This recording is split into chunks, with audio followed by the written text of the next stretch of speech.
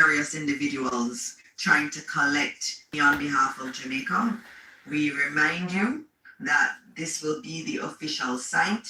If it doesn't have .gov.jm, it is not legitimate. It's not an official government of Jamaica site. And so it will be supportjamaica.gov.jm, and it will be our online platform developed by the government of Jamaica to mobilize support, to channel relief and coordinate recovery efforts in the wake of Hurricane Melissa. In it, you're going to have a donate now page where you can donate using your credit or debit cards, and you will also be able to give pledges. You also have all the information on ODPIM's bank accounts. If you want to do a bank transfer, you can do so there. A new innovation on that site is that you will be able to give updates on emergencies. So if there's an issue that you see in your area, you want to upload a picture, maybe there is flooding, maybe there is a town that has been cut off, you can actually notify us through that website also. It also has an interactive shelter locator for those who may need it.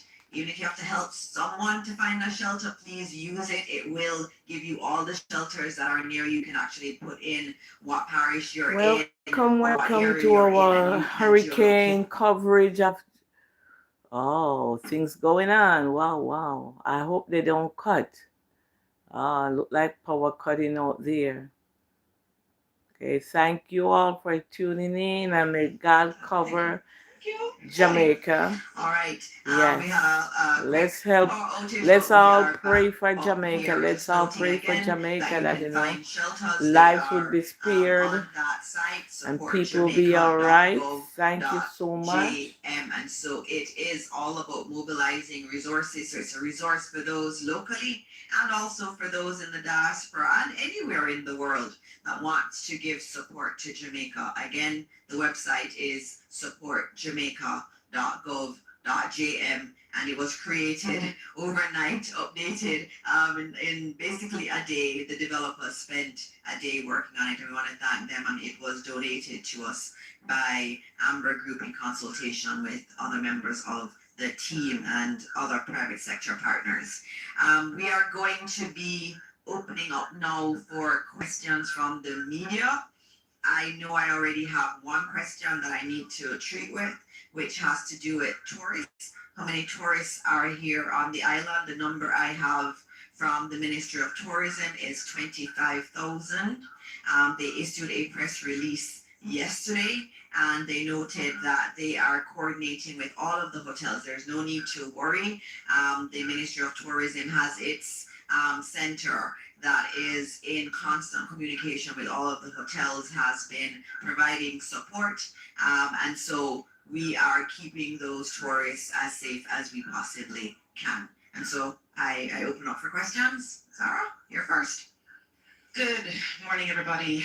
Zara Byrne representing Reuters today. I would like to know, please, I realize that it is still early to talk about this, but I'm just curious if it is that, there could be any kind of comment about, search and rescue preparation.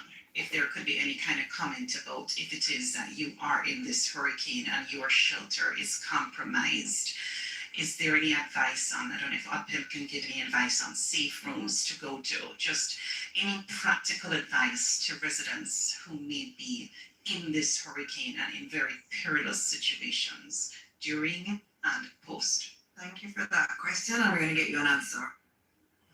Let me say that the Jamaica Defence Force and the Jamaica Constabulary Force are members of the National Disaster Committee, and they sit in the command center during the operation. So any request that comes in for search and rescue will be undertaken by the Jamaica Defence Force along with the Jamaica Fire Brigade, because they are a part of the national response team and they are present, and we have equipments that are pre-positioned prior to the passage of Melissa that will be able to respond. So in a nutshell, yes, we are in a position to respond. And once the request comes in, the team will be ready to go. We have boats, helicopters, you name it. The government has equipped the Jamaica Defense Force, especially with a number of helicopters. The Jamaica Fire Brigade have a number of boats that can be used on land and can be used at sea for rescue operation and search operation. Minister, I think there are some questions around tips, I think between you and Mr. Thompson in terms of tips for persons. I know you're an expert in this area. Yeah, thank you, Minister. Very difficult in terms of tips for Category 5, but nonetheless, I think one of the things that we have to do is to ensure that, as was said before, that we're doing most of the preparation going in. In terms of tips, we have always said that person should try as best as possible to bring a lot of stuff already outside, inside. We don't want a lot of stuff that you have loose stuff outside, especially the Minister spoke it about construction sites. A lot of those things can be used as missile in the system, so you try to bring a lot of those in as best as possible, try to secure your animals. If you're inside, you stay in between walls that are not close to your outer walls in terms of your structures, because if your structure is not sound enough, those will go. A little bit better, I think, for persons who have multi-story facility. If your roof goes, you can go on the lower part of your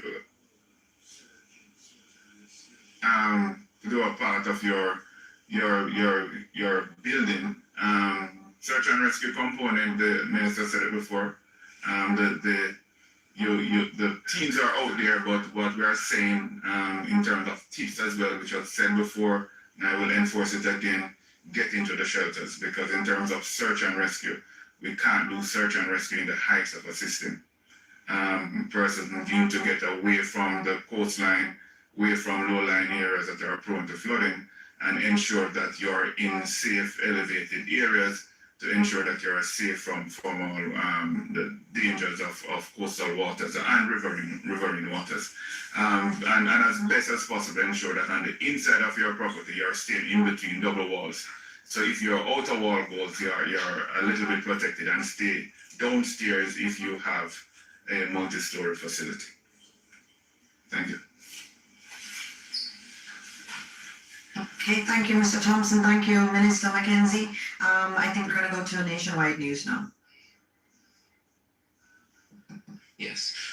Good morning, everyone. Mahir Stewart, Nationwide News. Question for Minister Vaz. You oversee the energy, telecoms, and transport portfolio. Have you been receiving any reports of vandalism in any of those three sectors? Thank God, nothing so far, and I hope it remains that way. Nothing so far. All right, Television Jamaica.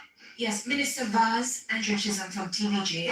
Quickly checking on the JUTC buses. I think you mentioned that the CNG plant has been decommissioned. So I'm thinking that 60 or so about of the 93 buses that came in operate on CNG.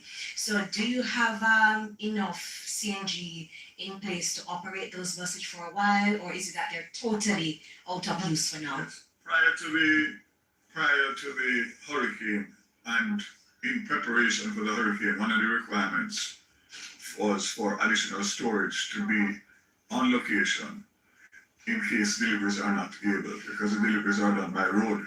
So we took that into consideration.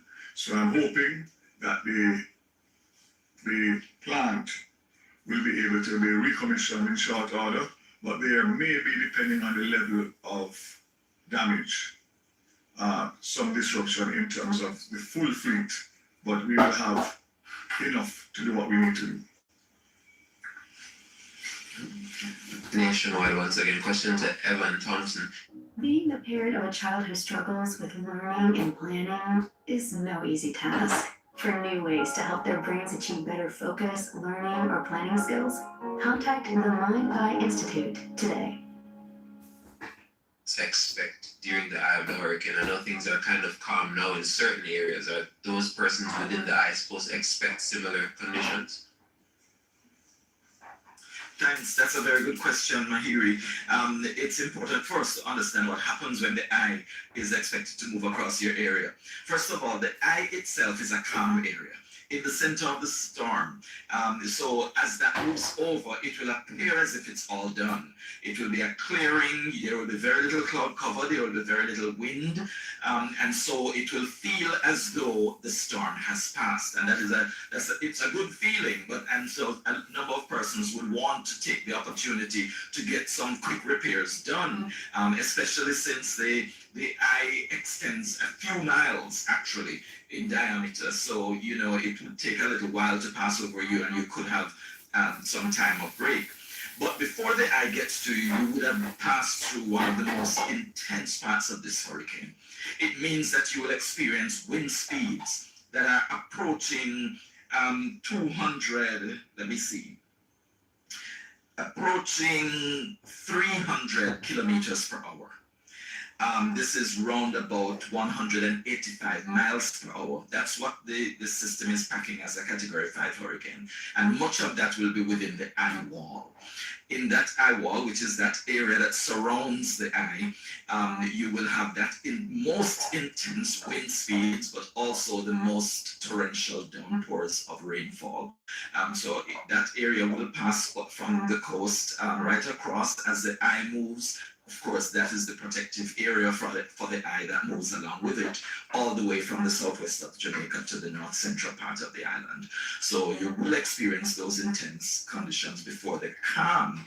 And then after that calm, you will experience it once again, unfortunately, and the winds will be from the opposite direction. So if it was coming to you from the east, it will now come to you from the west after the eye. If it was from the north, it will come from the south after the eye passes. It's always from the opposite direction after the eye passes, and you have to prepare yourself for that.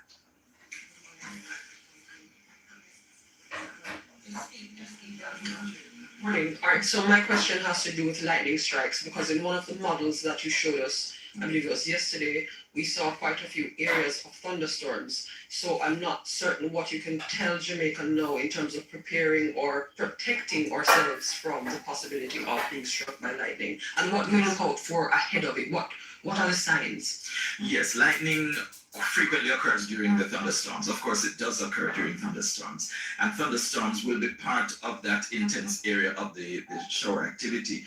We don't expect anyone to be outside, really. So that should, of course, protect you from the lightning strikes to a large extent. Of course, there will be some impact. It will affect electricity supply. It could also be the cause of fires.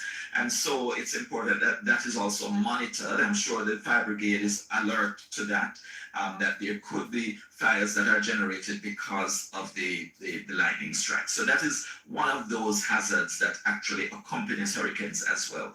We don't talk much about tornadoes either, but actually we do have small tornadoes that develop in hurricanes. And that is something that people need to also be aware of. Whenever hurricanes move over, generally you have those smaller scale cyclonic events that are tornadoes develop within these systems, and that could also be a source of danger for residents as the system passes over.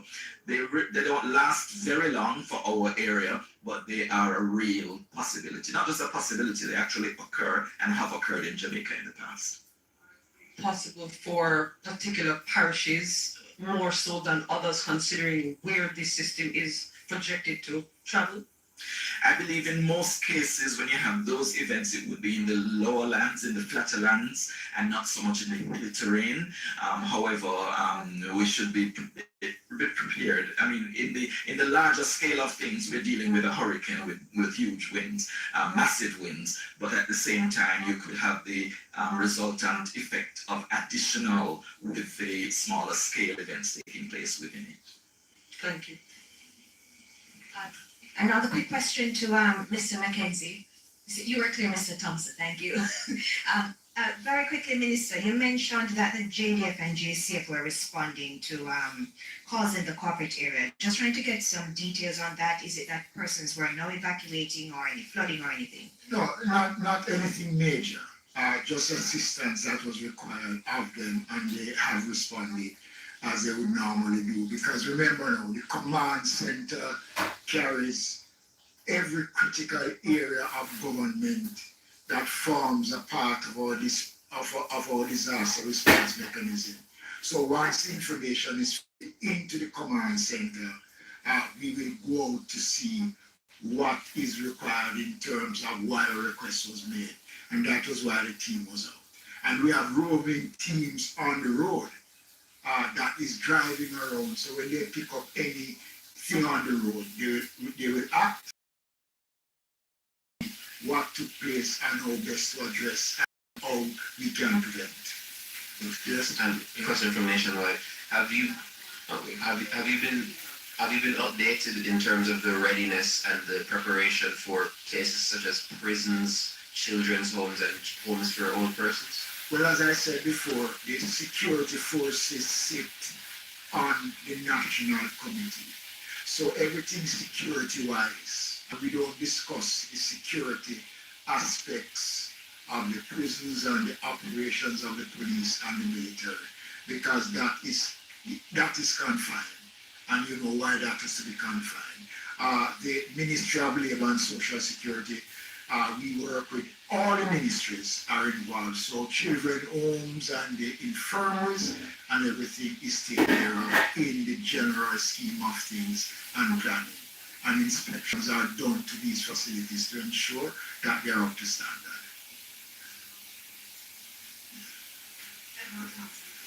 Ask you one more question. Could you just comment on why it is that at first we were facing a multi-day event, and now you're saying by this evening it will go? Could you just at least address that little bit?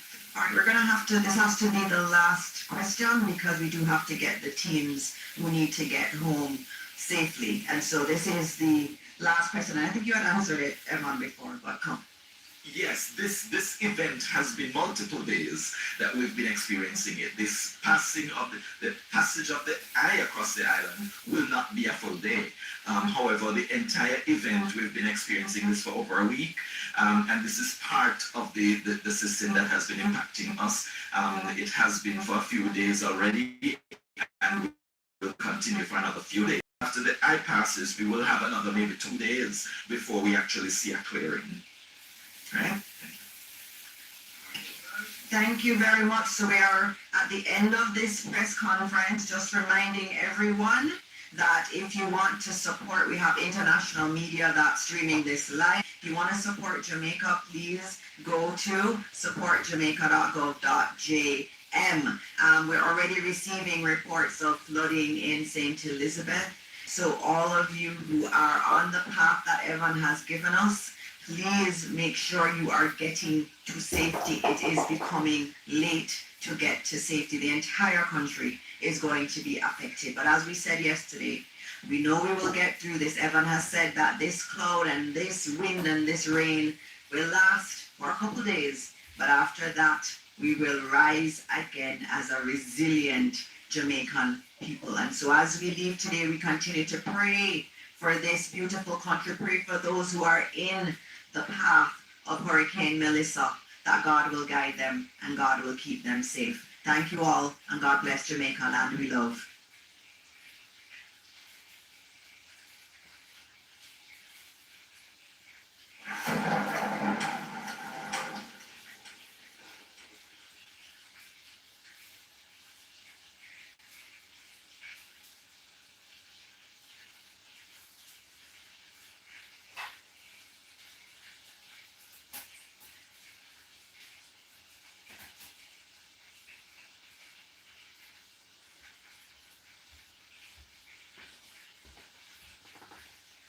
Thank you all so much. We're just, I think they're on a break, but they'll be right back.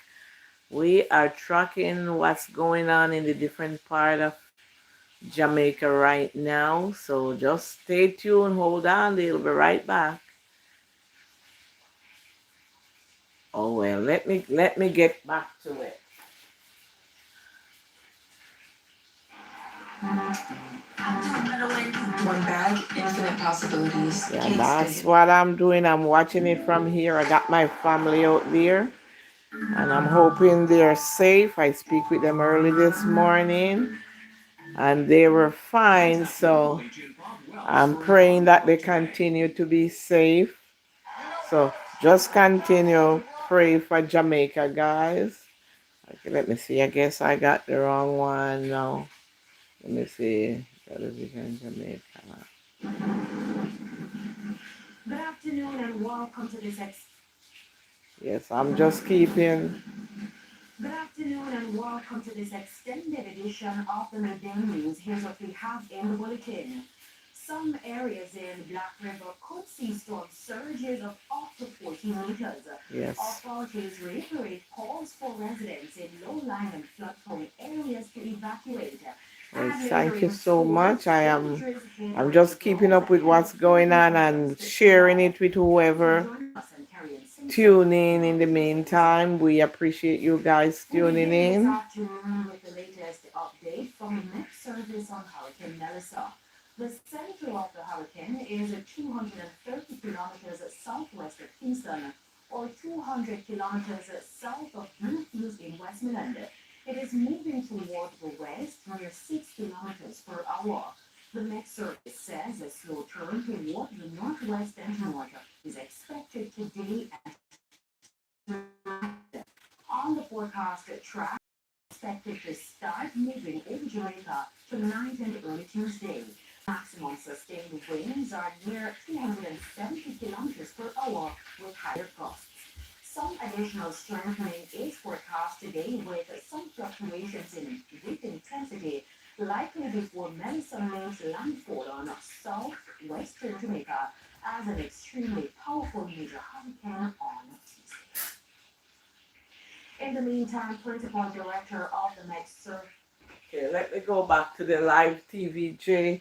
I'm gonna go back to the live TVJ, guys. I think that got the best news. What's going on? Yeah, let me get to it now. That's what I've been watching. My sisters and brothers and nieces, nephews, cousins are all out there. Let me see. Yeah, let me see. 1 second. I'm trying to get back to the live what streaming.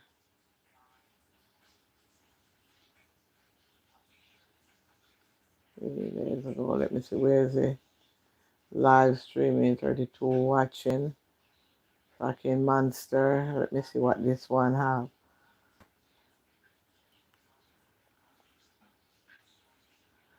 Let me see. I'm 54. Yes, I'm trying to find back the live streaming. 1 second, because people want to see. I want to know my family's there. I'm very concerned about them. Right, so I'm sharing what I'm seeing with you guys. I guess this is commercial right now, so let's see after the commercial. Yeah. But thank you all so much. So make sure keep Jamaica in your prayers, guys. Make sure keep Jamaica.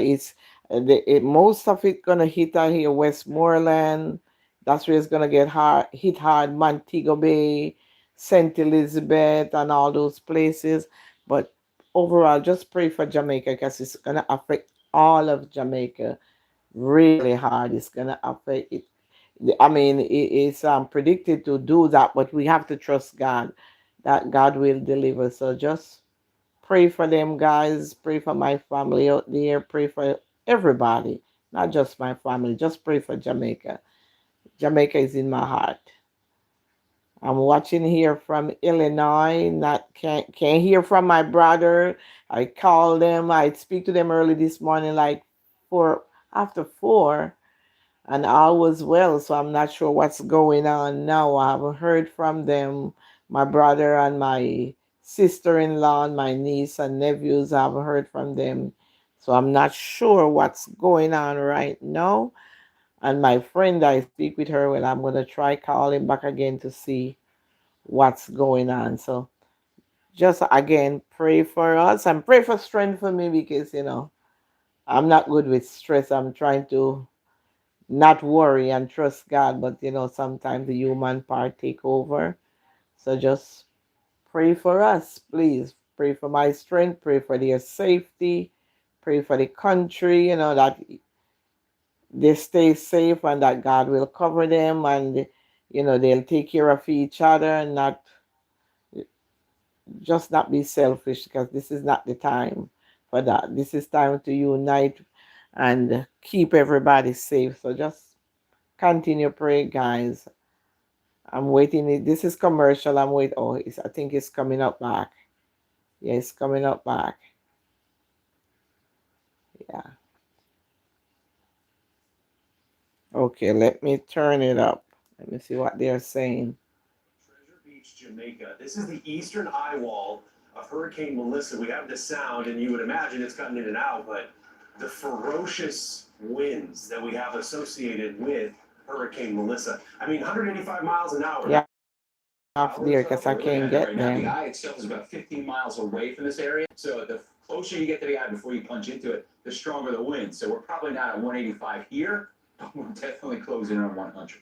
There have been indications too that Melissa, while that landfall is going to be happening any moment now, I mean, we're taking a look as that eye wall is moving ashore. It's been slow to actually move over land. It's essentially been paralleling the coastline just for the past 45 minutes. But no doubt this is the most intense portion, a wild sight to see. Of course, the winds have been ferocious. Tropical storm force winds have been felt throughout the island. Of course, the hurricane force winds just beginning to be felt and will continue to be felt in Treasure Beach. And Bob, this is just the first run at it. In Treasure Beach, if we continue with this overall motion, there's a chance that we'll get a western eye wall eventually. Southern eye wall, however you're looking at it. And then the wind started changing direction. Yeah. And that's what one of the National Hurricane Center's points was. If you're in the eye, don't go outside just because you think it's clear. Because on the back side of it, the wind's kind of screaming around again, just like that. And you're coming from the opposite direction. So if you're in the eye, listen, you still need to be hunkered down and safe. Yeah, no doubt. Total structural loss. That was how the National Hurricane Center described it. So we have structures here. You see power lines. I just wonder if those will be able to sustain the force of winds. This is a live look. We're going to continue to watch it. A couple of other notes, too, to make as we watch it. The hurricane hunters with the Air Force, they were heading into the wall, the eye wall. They encountered heavy turbulence, and they've had to go back to Curacao. It actually happened yesterday with NOAA's P3. Right. Their flight had to go back to Lakeland. It's just standard safety procedures. Not that there was damage on the plane, but this storm has been strengthening up until landfall. Yeah, their quote was, they experienced forces stronger than normal due to turbulence. That was the one that just went through. It's like the 185 mile per hour winds you mentioned out there in the eye wall. Yeah, I would say you're going to get some bounce around effect. And the crazy thing is they fly into all the storms. I know. And they have flown in previously into Category 5 hurricanes, but the turbulence is exceptional when you look at how this thing has been able to grow and how the pressure is so remarkably low. 892 millibars. That live shot.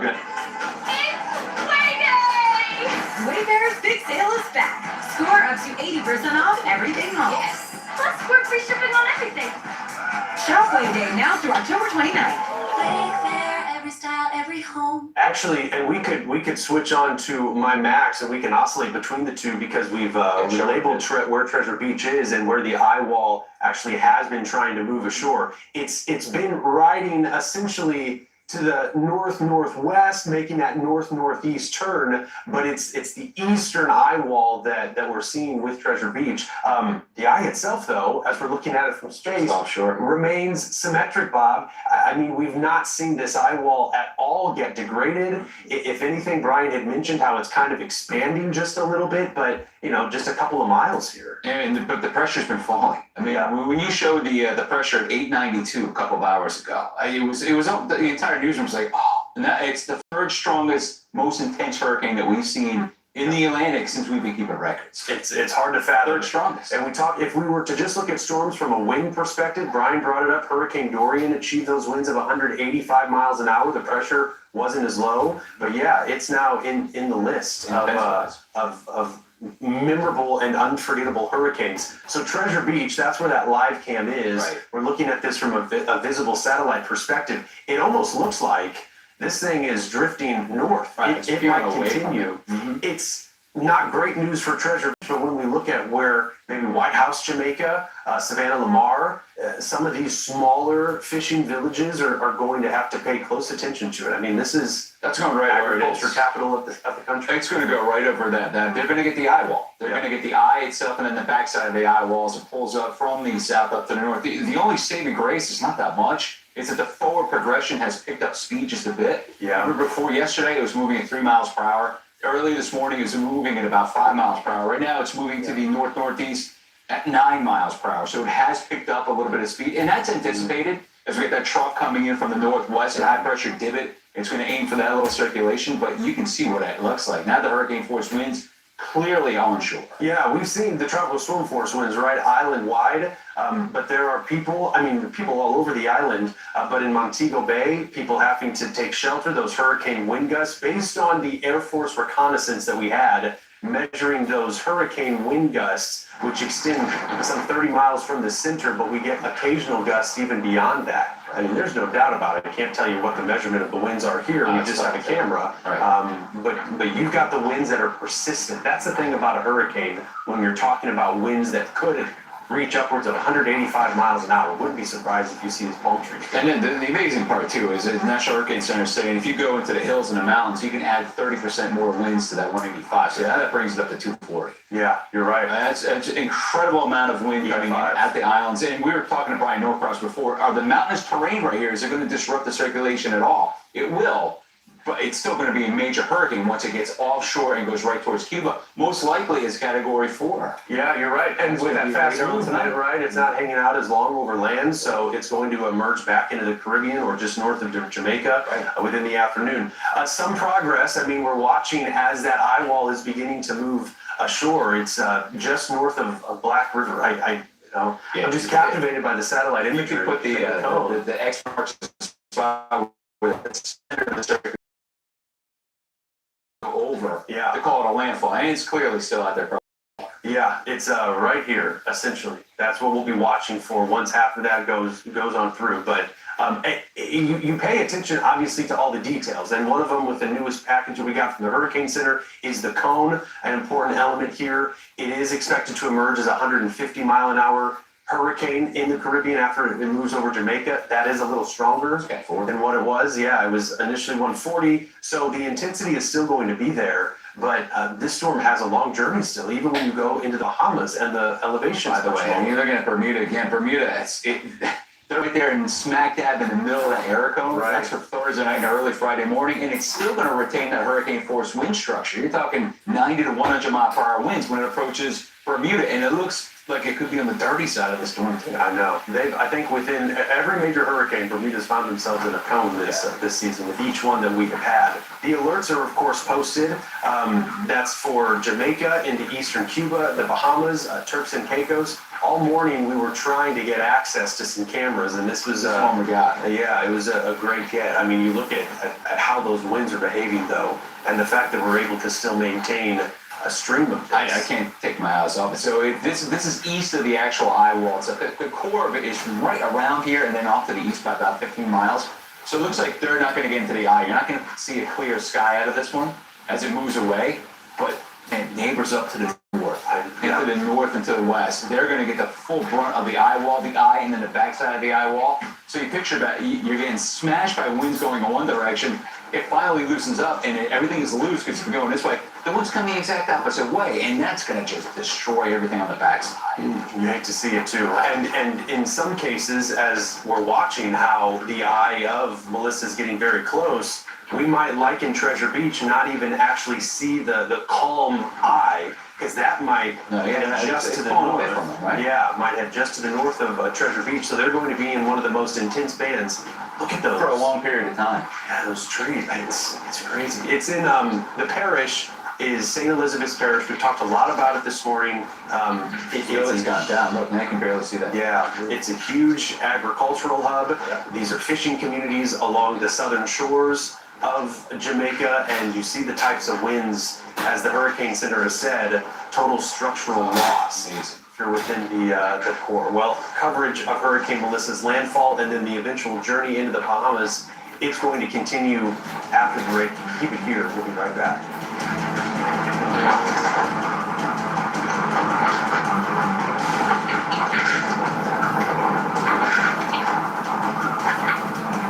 To have gold coins in my possession, that hard asset is a insurance, you might say, against the paper dollar. It's not for my insurance, but it's for my daughters and the grandchildren's Thank you all insurance. so much again. Whereas I am here keeping a lot of just cash watching what's going on, commercial going on right now. So mean nothing. I You have to am keep cash. just covering. Make sure keep Jamaica in your prayers, guys. Keep Jamaica in your prayer. We need it. We need it.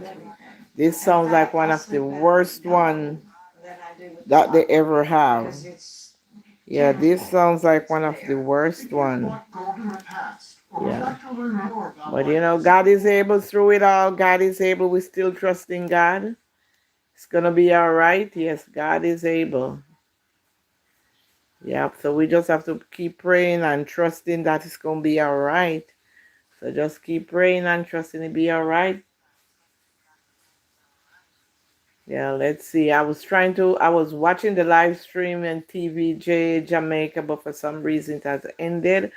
But I'm gonna go back and check for it because you know I'm here. I wanna see what's going on, and in the meantime, I'm sharing it with my friends and whoever my subscribers. I'm just sharing it so y'all could see and you know be aware and pray because that's something we need. Just say prayer. Please put up your prayers on the live. Please put up your prayer for Jamaica. Just put it up from your hearts. Yeah, we would appreciate that. I guess I can't skip these commercials, so we just have to mute them for now. But I'm going to go back to TVJ Jamaica where we don't get this much commercial. I'm just going to look for which one to get it on. So put up your prayers, guys, for Jamaica. We would appreciate that so much. We would appreciate it. This is our commercial right now going on. It's going to be gone soon. Yes. Let me see if I could find one. So say your prayer now. Say your prayer. When I speak, like I said, I speak to my brother earlier and his wife. They were fine, but it seems like the light went off on the internet, so I can't communicate to see what's going on. So I just had to turn to the internet. So while I turn to the internet, I'm sharing it with you guys. So you all be aware that you know what's going on and lift up your prayers for Jamaica. All right, send up your prayers for Jamaica, guys. We would appreciate that so much. Let me see if I could put it in.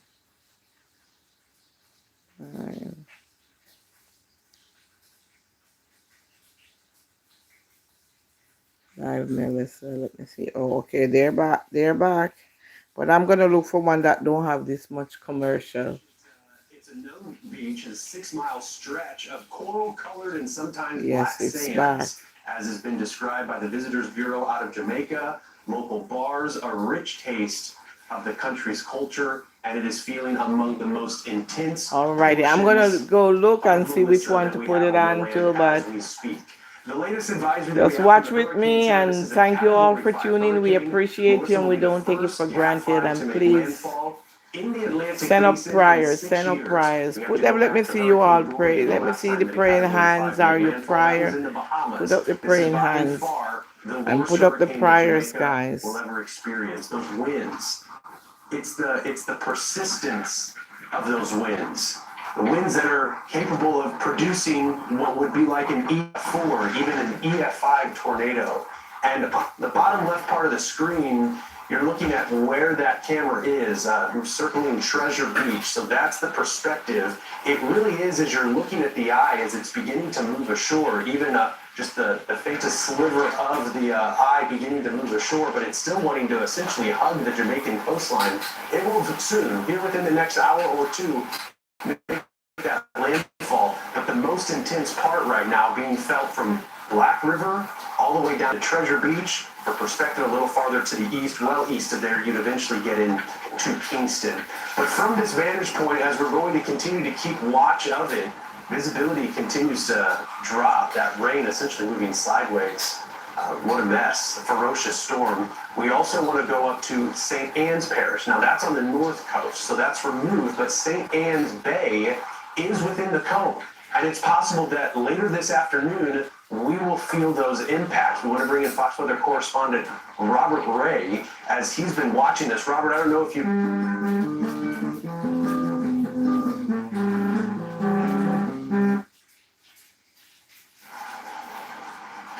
I do not have a return, but I just got word from Jared on site here, meteorologist, that yeah, you guys do have a live camera down there, and he tells me it's amazing. I can't imagine what the images are. And you know, we've got a bit of a lull in the rain here, considering that last time we spoke, an hour ago, less than an hour ago, it was an absolute downpour.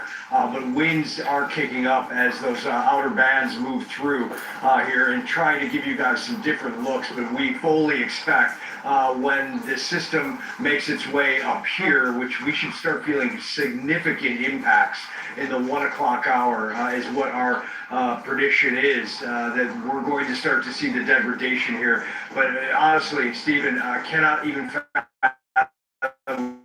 down to the southwest on Treasure Beach and other areas, the breadbasket of Jamaica. And remarkable and unsurvivable, likely. You, Robert, from the perspective of the rain, we had Brian Norcross on. He's going to be with us throughout the afternoon. Describing the characteristic, the nature of the system, it's more angular. It's more like a disc. We often associate hurricanes with these rain bands that spiral in, and certainly we've seen those with Melissa. But in this case, and maybe you can speak to it, the rain persistent. And if anything, it's just going to grow more and more intense. We're not looking at so much of these bands as much as this is just a solid shield of rain that continues to move over the island, and it's only going to grow more intense as the winds pick up. Yeah, exactly. Yeah, that's what we're going to feel. I mean, we've had the ebb and flow of rain and breezy conditions, at least here in north central Jamaica, throughout the day, and even began last night. But as soon as this landfall occurs and it begins to make its way on that predicted northeasterly track up into the Montego area, and where we're about 50 miles away from Montego Bay, yeah, we expect consistent downpours.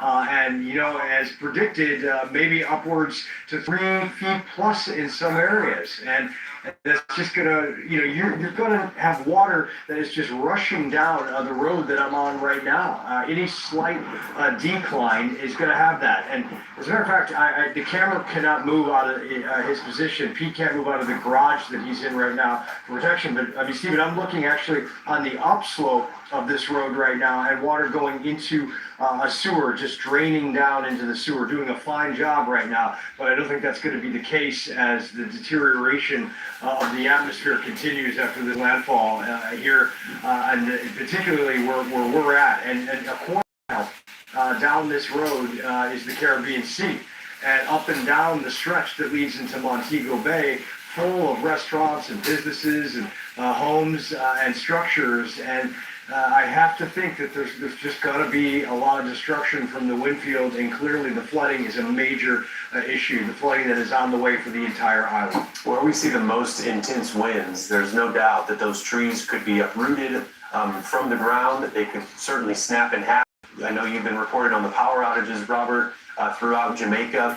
I'm wondering what you would make and what could make of what you've seen in Jamaica, because when you talk about storm preps, it is twofold, because you've got flooding, you've also got the wind, and people will board up their homes because of the wind. And we've made a lot of this landfall that we're going to see on the south coast, but it's very well possible that we could have a Cat 5 go through Jamaica, not just at the shore. So that would include up in St. Anne's Bay. People boarded up, fortified for that wind. Right.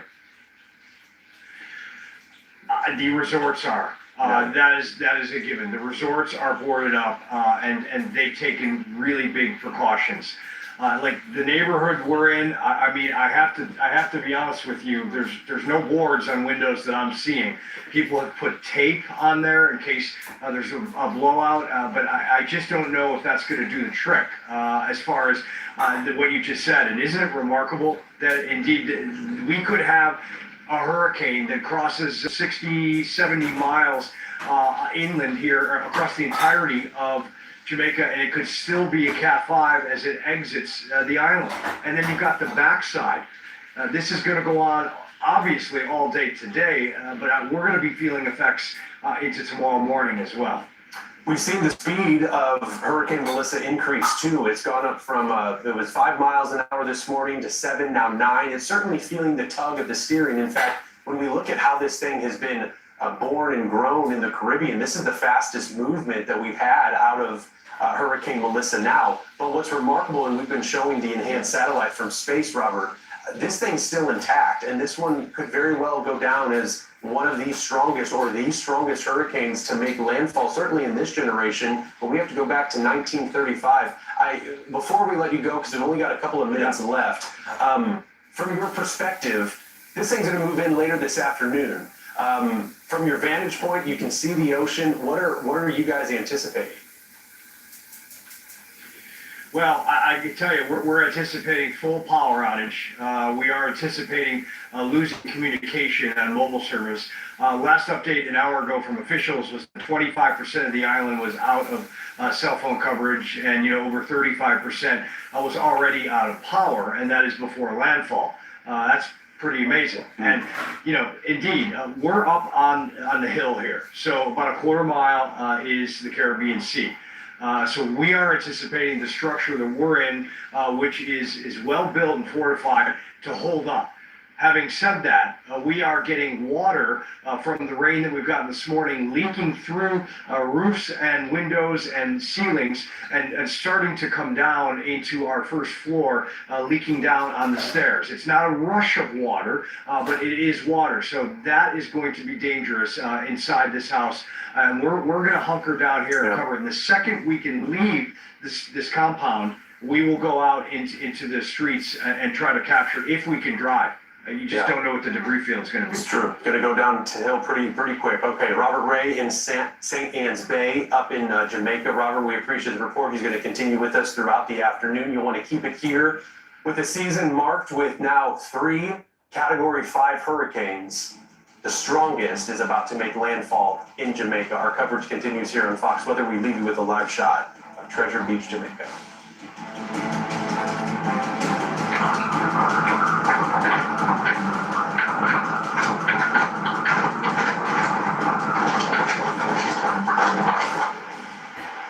I'm Brian Norcross with a Hurricane HQ Minute on the question, where is the hurricane capital of the U.S.? There is no official definition of hurricane capital, of course. Eastern North Carolina has more tracks near it than any place else on the U.S. coast. But if you're talking about direct hits, you're talking about Miami. Look at the historic storm tracks. 2 hurricanes took essentially the same path in 1906 right over downtown. Then the giant eye of the Great Miami Hurricane of 1926 passed over the city. Then a freak hurricane in November of 1935 came from Bermuda. An October storm in 1948 came over downtown. Then Hurricane King from the south came just 2 years later in 1950. And finally, Hurricane Cleo in 1964. 7 hurricanes in 7 decades came over downtown Miami. You might be surprised that Hurricane Andrew is not included in the list, but its center passed about 20 miles south of downtown, damaging or destroying well over 100,000 homes and businesses. And we don't include the great Labor Day hurricane of 1935 that swept away Alamorada and the surrounding part of the Florida Keys, and the railroad that connected Key West to Miami. This map from the National Hurricane Center shows the historical hurricane hotspots. Look for the red dots. Besides South Florida, there's near New Orleans and the North Carolina coast. The numbers on that map indicate the average number of years between times that historical hurricanes have come within 60 miles of each of those locations. But you probably noticed that every place from Texas to New England has a hurricane history. Fox Weather has you covered this hurricane season. Find out how to stream us free at foxweather.tv. Hi, my name is Damian Clark. And if you have both Medicare and Medicaid, I have some really encouraging news that you'll definitely want to hear. Depending on the plans available in your area, you may be eligible to get extra benefits with the Humana Medicare Advantage Dual Eligible Special Needs Plan. These plans have a $0 monthly plan premium. Most plans include the Humana Healthy Options Allowance. Get over $1,000 a year. That's $85 a month to help pay for covered over-the-counter items like vitamins, pain relievers, first aid supplies, and more. The Healthy Options Allowance is loaded onto a prepaid card each month, and whatever you don't spend carries over from each month. Call today to learn about all the items covered. You can have $0 copays on hundreds of prescriptions all year long, including select brand name drugs. All plans have $0 copays for covered preventive dental services, which include 2 free cleanings a year, as well as coverage towards fillings. They also have vision coverage, including vision exams and a yearly allowance towards eyewear, such as lenses or contacts. And hearing coverage, which includes routine hearing exams and coverage towards hearing aids. Plus, your doctor, hospital, and pharmacy may already be part of our large Humana networks. So call the number on your screen now to speak with a licensed Humana sales agent. Wouldn't you love benefits like a monthly allowance to help pay for covered over-the-counter items? So if you have Medicare and Medicaid, call the number on your screen now and speak with a licensed Humana sales agent. If you're eligible, they can even help enroll you over the phone in a Humana Medicare Advantage Dual Eligible Special Needs Plan. And remember, annual enrollment ends on December 7th. So call now. Humana, a more human way to healthcare. They say time is money. What if you had more of it? Gusto saves you 2 days every month on payroll, taxes, and compliance. So you can go from making payroll to making cinnamon rolls, filing taxes to relaxing, compliance regulations to family celebrations. The other guys charge per payroll run. They might even charge you to switch. Not us. Gusto saves you money and time. The one thing you can't earn more. Choose a future with Gusto and get more time for what matters. Get started for free at gusto.com. I have a structured settlement and I need cash now. Call JJ. You may get a little excited when you shop at Burlington.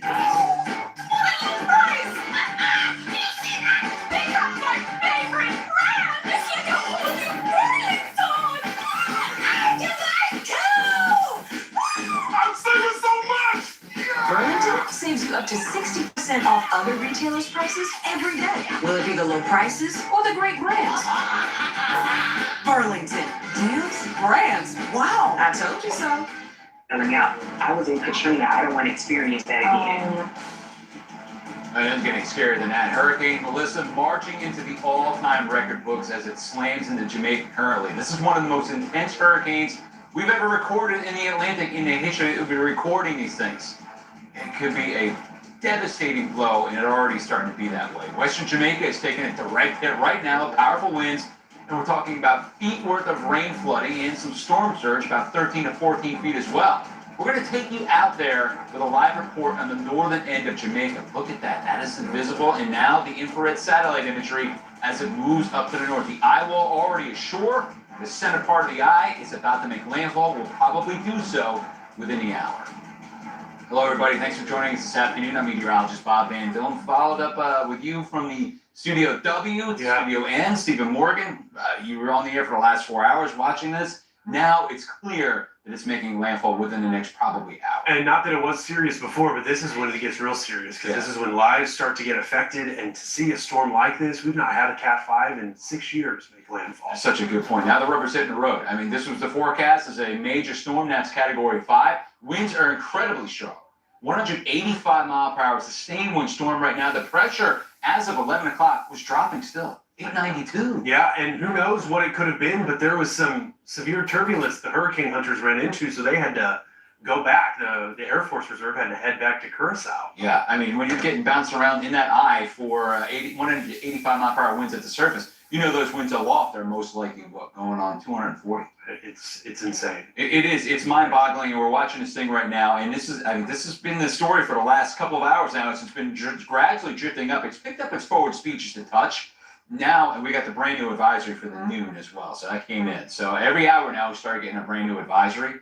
Look, was that 185? Yeah. Okay. Compared to the 9 o'clock, I think that's what it was. Mm-hmm. It's remarkable because even the Hurricane Center talked about it in their 5 a.m. discussion this morning that Melissa might be trying to go through this eye wall replacement. Right. We've not seen that. Haven't seen it. Not happen up until this landfall. It's one of those. And Brian Norcross pegged. It's one of those annular hurricanes where it's just a big ball of rain across the center with no huge spiraling rain bands that have come in. Mm-hmm. And that's with the spiraling rain bands, you start seeing the eye wall, and it's very evident on the radar satellite. This has not happened yet. No, and when you get something like this, you think of dry air. Sometimes you get some dry air that's fed in. There's none of that. Mm-hmm. This is just an environment in and of itself, and the most intense part.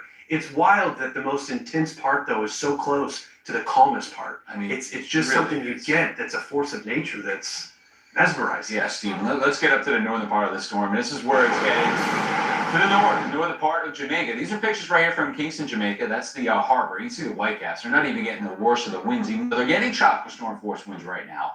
They could see some hurricane gusts out there right there. It's a life or death situation. And Robert Ray right now is in St. Ann Parish, Jamaica. Robert, the rain has picked up over the last few hours. Now we're watching, at least on the leaves, looks like the wind's starting to pick up just a touch as well.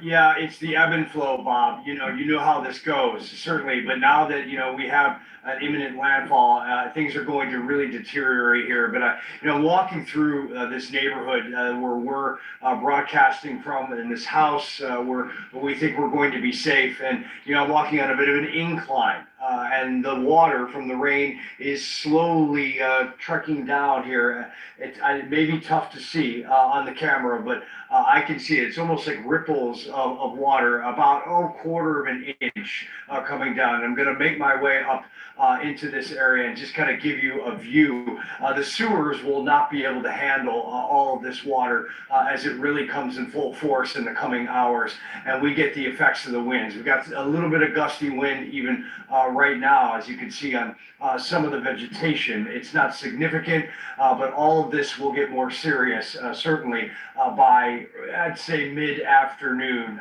here in Jamaica. Remember, we're an hour behind. And so, this neighborhood full of very well-built structures, and that's why we're in here. And we're about a quarter mile from the Caribbean Sea. And so we feel that at least for safety reasons, this was an excellent spot. We did not want to be down by the water by any means, but it's so concerning to watch where this system is trekking in Montego Bay, 50 miles to the west of us. I think is going to be in some real trouble as the system comes up, potentially even exiting Jamaica still as a Category 5. It's just remarkable to think about that, and all the resorts that are there, and the places that people have vacationed and for many, many years, and it's a special place to people from around the world. And I think there's major concerns as to what the impacts are going to be in the Montego Bay area in the coming hours and certainly days.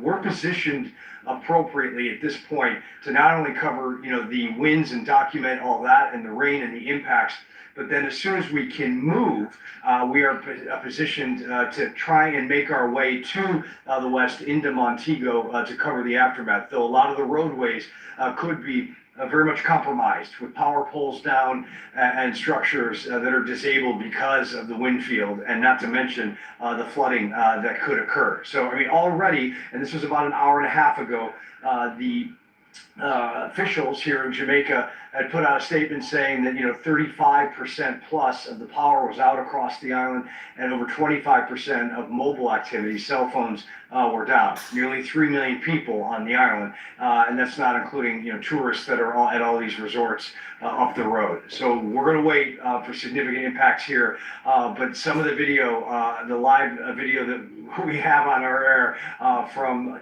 Treasure Beach down in the southwest to the breadbasket is just frightening and unbelievable, actually, this system. Bob? All right, Robert, thank you very much. And we're just getting a look at the 12 o'clock advisory that came in. No change in strike, Robert. No change in pressure. The winds are still 185 miles per hour sustained with higher gusts. So that wind field is going to be upon you within the next couple of hours. So heads up, Robert. Thank you very much for your report. All right, let's see where it is right now, because it's interesting. We've got exactly where Robert Ray is located on our map right here, and he's going to be on the bad side. I mean, we're still going to see winds over, hurricane force. The cone has become so small. I know sometimes there's some criticisms regarding the cone, but with this storm, that's very important. And yeah, Robert finds himself in that. I mean, St. Ann Parish and St. Ann Bay is just right along that coastline. So already feeling the rain, but that's been happening for the past few hours. That wind is right there near the black. We're getting the wobbling going on right here too, with the actual center of circulation. Wild to see. I mean, when you have a major hurricane like this, it's going to wobble. Yeah. But the general motion has picked up speed. Now it's moving to the northeast, still 9 miles per hour. So we do have some movement on this thing. It's not just stationary like the one was. What was it, Dorian over the Bahamas? I can't even remember how many days, but that thing Unreal. It was. Right. For days over there. And Brian Norcross said the same thing. He's like, well, I guess the only sliver of good news is the fact that it is moving and it's not stationary. But that's a visible satellite imagery. Zoom right into it,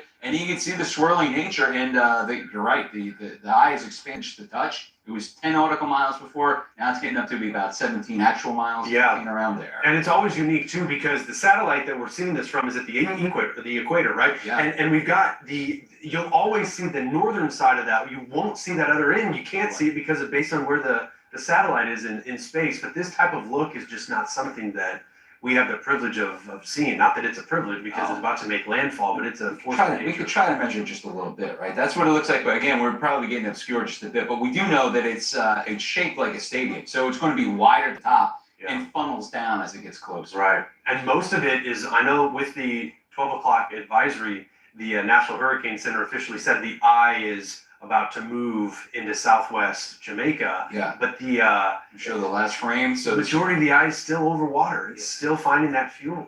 So that's the center of the eye right there. Okay. So it's going to be another hour or so before it does make landfall. Yeah. We'll see. But you see, the only winds that we have, the only report, the Montego Bay has not reported now in a while. Right? That we've either lost connection or whatever's going on there.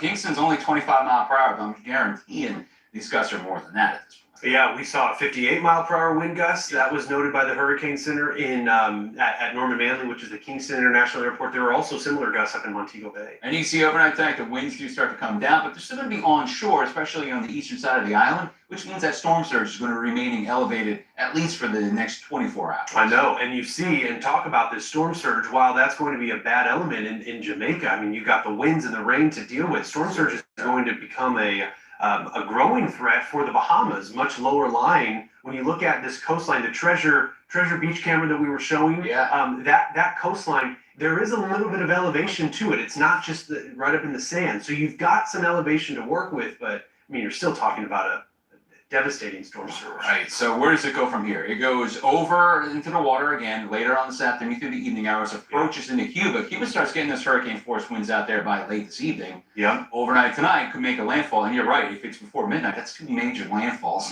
in less than a day. And it could be a Cat 5 and then a Cat 4. It could be among the strongest landfalls we've seen in Cuba. And this is, I mean, it's a powerful storm. And that forward motion is what's probably going to assist in maintaining its intensity. It's strange. You were talking about this too. The surge right there, potential now. You're talking about 13 feet. Probably not as much when you get towards Kingston, but you still have the storm surge warnings. When you get to the other side, remember the winds are coming around on this side too. So you're getting a storm surge on that northwestern quadrant of the island itself. Yeah, it's true. And up in Montego Bay, I mean, that's a hot spot too. It's certainly popular among tourists, but as well as people who live there. Montego Bay has an international airport. That's another access point that you can get out, but that airport's closed. And we're going to see perhaps more rain in Montego Bay than we will in Kingston. I mean, we'll see how it plays out, but. And if you're wondering why we can't show radar pictures, because Jamaica, it's just clots. Yeah. The traffic on the website right there, trying to get any kind of a radar out of here, you're not gonna be able to do it. Yeah, no, we were able to show it yesterday, but yeah, not today. No. And you see the winds, and we're gonna peek at it right around here. You're talking about St. Anne's Bay. This is where Robert Ray is located. It's gonna peek at it at probably closing at 100 mile per hour winds. Look at the gusts right there. Are you talking gusts in the One bag, infinite possibilities, cake spin. Receiving that energy, but it takes a while when it's a Category 5 hurricane to weaken, to go through that weakening phase. That's amazing. All right, Stephen, you've been here for the last 4 hours. Yeah. Appreciate you. It looks like you'll be handling the landfall. Yeah. It'll be happening. I mean, You keep it tuned here. We're going to see it. Robert Ray is going to be, his conditions are going to continue to go downhill throughout the afternoon. We'll get a landfall update here probably within the hour. You want to keep it here where Fox Weather, your Hurricane HQ, will have it for you as soon as it happens with pictures, live pictures, satellite, the whole schmear. Be right back here.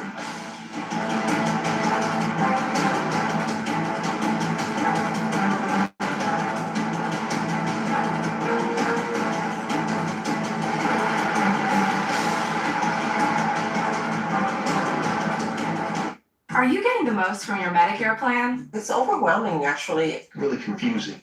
There was always a struggle for us trying to narrow it down. With Matchfinder by eHealth, it's easy to see if you could get more coverage for less money. So we invited people to give it a try. This is the first time I'll be able to see the major plans side by side. Put your doctors in, put your prescriptions in. I'd like to add a doctor. Oh, and there he is. Yeah, that's a good deal right there. I'm all about saving money. See if you could get more for less with a new Medicare plan. Go to eHealth.com and try Matchfinder. Compare your current plan to new 2026 plans from the nation's top insurance companies. Enter your doctors and prescriptions and choose from plans ranked for you by cost, coverage, and satisfaction. Or call this number to compare plans with the help of an eHealth advisor. They're paid the same no matter which Medicare Advantage plan you choose. Thanks for calling eHealth. How can I help you today? One thing I'm looking for is lowering prescription costs. Awesome. We can do this together. This looks like this is going to be pretty cost effective for your prescriptions. So you're saving money across the board while also increasing your benefits. What do you think? All right, sounds good. Thank you. That was amazing. I mean, it's a great plan. How was that? It was easy. And would you recommend this to other folks? Heck yeah, if they're paying high prices like I am now, well, let me tell you, go to these guys. Call this number for your Medicare plan comparison or get started at eHealth.com. Either way, it's always a free service. They weren't pushing just one plan. They're going to look for what's perfect for you. It's going to save me close to about $400 or $500 a year. Matchfinder, that's the greatest idea I've seen in a long time. The fact that it was free makes it a whole lot better. Call 1-800-835-1694 to compare Medicare plans in your area or visit eHealth.com. eHealth, your Medicare matchmaker. Go ahead, close it. With Gusto, payroll and compliance are already done. Those extra 2 days every month since you switched. Unlimited payroll runs with no extra charge. Being able to pay your team instantly or the same day. Your taxes filed automatically. Music to your ears. Make time for what matters. Choose a future with Gusto. Get started for free at gusto.com. This is the story of the one who knows that being ready for the unexpected comes from having a partner like Granger, whose professional grade products and next day delivery help ensure that he and his team are prepared to rise to every challenge. So he can be confident that he has what he needs when he needs it to help keep patients safe and happy. Call, click Granger.com or just stop by. Granger, for the ones who get it done.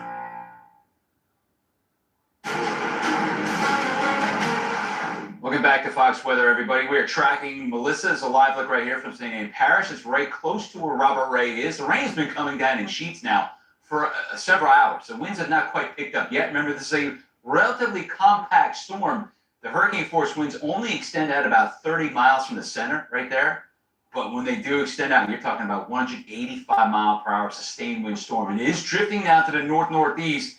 at about 9 miles per hour. So that forward speed has picked up its pace just a hair. Earlier yesterday, if you're following along, it was as slow as 3 miles per hour, up to 5. Now it's moving up to the north-northeast at about 9. So it is on the way, but it's going to be stretching right through Jamaica over the next several hours. Haven't made a landfall yet. Definition of a landfall is when the center of the eye works its way over the coast. That hasn't happened. It's still about maybe 45 minutes away from that actually going down. But we'll get the update from the National Hurricane Center as soon as that does happen. But you can see with the stats right there, and if you're any kind of a weather buff, you're looking at that 892 millibars. That is an incredibly low pressure. The lower the pressure, the more intense the storm is. That ties for third behind Wilma, Gilbert, and that Labor Day storm from 1935 that went into southern Florida. So it ties that one from Labor Day of 1935 for strongest storms in the Atlantic Basin. The other two, the strongest ones, were in the Caribbean Sea as well, but they're in the western side of the Caribbean, not near Jamaica. Look at this, 185 mile per hour winds, 892 pressure. It has dropped and continued to drop up until the last hour. We'll see what we're at right around landfall, but it is moving to the north-northeast at about 9 miles per hour. Here's the infrared satellite imagery. I mean, it's a clear donut shape, right? You can see it right here as it goes from the south and just up towards the north. Zoom into the middle of the circulation. You can see the eye is still, the center of it is offshore at this point, but this is putting that Black River area in the worst spot imaginable. So that's right there is where the eye is. It's going to put Black River. You guys have been in that eye wall. At North Park University, we prepare students both online and on campus in a diverse and vibrant setting for lives of significance and service through education.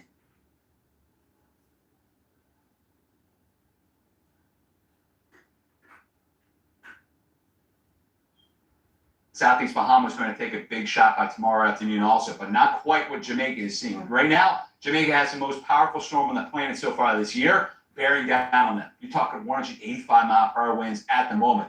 That's what it looks like zoomed in. You can clearly see that eye, and what that dark space is in the eye, that's the Caribbean Sea. I mean, that's the water. You're looking straight down the gut about 10 miles from the cloud top all the way down into the water, and that's what you're looking at. So that's a cleared out eye. And the latest looking at the winds, you have the sustained hurricane force winds well ashore, stretching towards Montego Bay. So that will be there within the next few hours at the very latest. And you can see also getting into St. Ann Parish right about here to Robert Reyes. You're going to start feeling these hurricane gusts out there within the next few hours as well. So you can see the sustained hurricane force winds moving in towards the Black River. It's already been there, stretching very close to Montego Bay.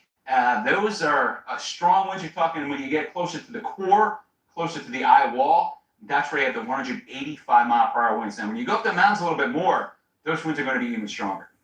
National Hurricane Center says 30% stronger winds when you get across the hilltops and the mountaintops. That means western parts of Cuba, you can see winds gusting to over 200 miles per hour. And that is going to be a tremendous swath of destruction. And when you see the before and afters, unfortunately, you're talking about western parts of Jamaica and stretching in towards Cuba. It's going to look like for Jamaica, a EF4 or 5 tornado sliced right through the western part of the state. You're going to see defoliation going on for sure. And these trees are not going to be able to take 200 mile per hour winds. All right, let me show you what's going on across the board. You do have the mountains that are out across the east by Kingston. So Kingston, you might not be getting the strongest winds by any stretch, but as that rain continues to cycle in off of the Caribbean, it's going to go right up the mountains and condense out as even heavier rain. That all flows down into the harbor area. So when you have the winds that are constantly on shore and the freshwater rain that's falling right now with the flooding out there, that's going to be pinned in. So we're going to see massive water rises across all the rivers, all the tributaries, all the streams, and that is going to last for several days for sure. How much rain are we talking? Once it slices away from Jamaica, it goes back over the water, and it goes into Cuba. And you can see the darker shade of red right there. You're talking about 8 to 12 inches of rain, possibly around the eastern part of Cuba, including near Guantanamo Bay. And then it slaps right across the Bahamas, ultimately getting closer into Bermuda by Thursday night and a Friday morning. So the timeline looks like this. It is going to pick up its forward speed. But notice this, the winds, even when it emerges back into the water, you're still talking about a Category 4 storm, 150 mile per hour winds. That is so close to Category 5 strength, which is 157. It will lose a little bit of its bite with that land interaction across Jamaica, and it starts encountering a little bit more shear the higher north it goes, but it's going to take some time before it finally winds down. So we're even looking at winds of near 100 by the time it reaches Bermuda. All right, we said it. Hurricane Melissa making a landfall here shortly in Jamaica as one of the strongest hurricanes in the Atlantic record books. It has maximum sustained winds right now of 185 miles per hour. Catastrophic forces are ready, ripping up now lower parts of the island nation itself. Joining me live from Jamaica is the Honorable Daryl Vaz, MP, Minister of the Energy, Transport and Telecommunications. Minister, thank you so much for joining me this afternoon. I know it's a tough day. Tough, very tough. Do you have any updates what's going on right now? Any news what's coming in as we're watching this thing make landfall? So I can confirm that that it has made landfall just outside of Black River, and they are feeling the effects of it as we speak. I'm in Kingston, which is the capital, which is 100 miles away. So our weather is not too bad here. We're having rain and wind, but definitely nothing like what's happening in the western part of Jamaica at this point in time. Have you had any updates on the power grid, how it's holding up across the island? So the power grid has been holding in those areas where the hurricane is due to hit. We have probably lost about 75% of the customers' base. And now with it hitting, I expect that 100% of those parishes will be down. As a result of other issues, we're having electricity problems in other parishes as well that are not going to get a direct hit. So I suspect that our grid is going to be badly affected in the short term in terms of restoration of electricity. And Mr. Vaz, we knew it was going to be a powerful hurricane. We didn't think it was going to be maybe 185 miles per hour. How did you prepare for the storm in the days before it came? So the Office of Disaster Preparedness and Emergency Management, which takes control during times of disaster, and all the government agencies and entities, and we as a government have done everything that we could possibly do to prepare for the event, save and except obviously trying to get those persons in low-lying areas to evacuate. That always is a problem that we face.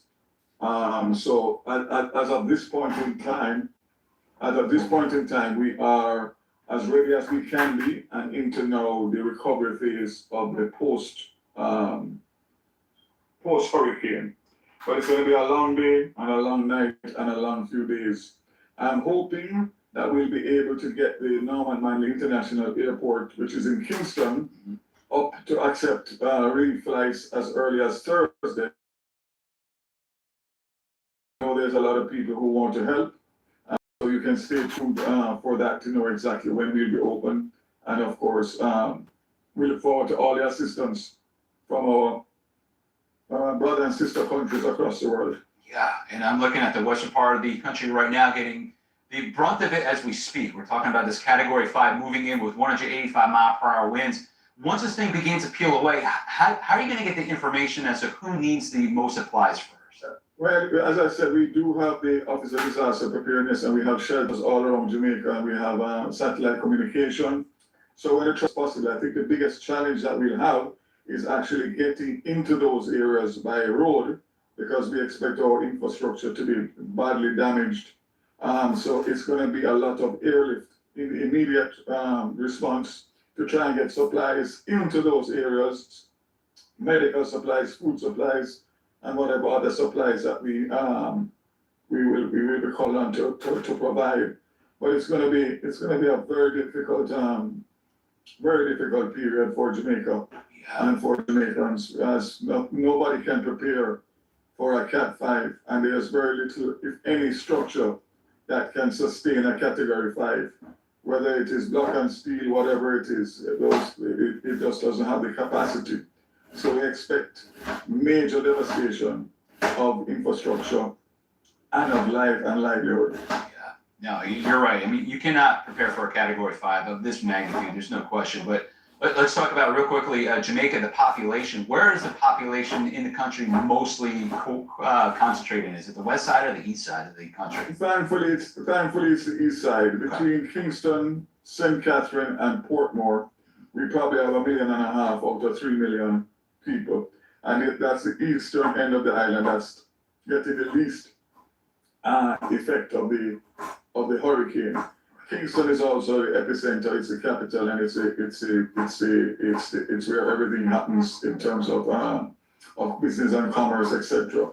So that's a distinct advantage, because at least we'll be able to get up and running in Kingston to give the support to the westerly parishes.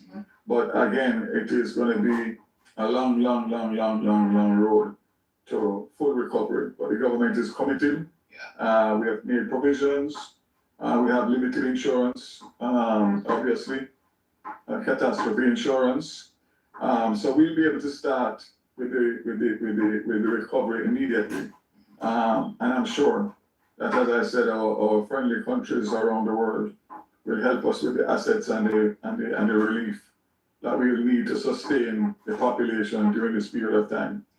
Yeah, the best of luck. Honorable Darrell Vaz, Minister of Energy, Transport, and Telecommunications. Sir, thank you so much for taking the time and talking. Thanks so much. Yeah, listen, we hope to get back to you again, hopefully as early this week, and you can tell us, give us an update. So God bless and good luck, sir. Anytime. God bless you, Nico. We got our hurricane expert too. You just heard from down in Jamaica. We know that we're preparing for the worst. In fact, it looks like it's happening right now. We'll get the latest from our hurricane expert, Brian Norcross. He's on deck. We got 12 o'clock numbers coming in, and we know that it's going to get bad. Will we see the landfall within the next half hour? Probably. Brian Norcross is going to break it all down for us when we come back after the break.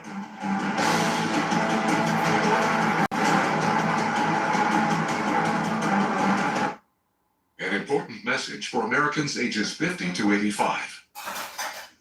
You seen that life insurance thing I got in the mail? From Colonial Penn.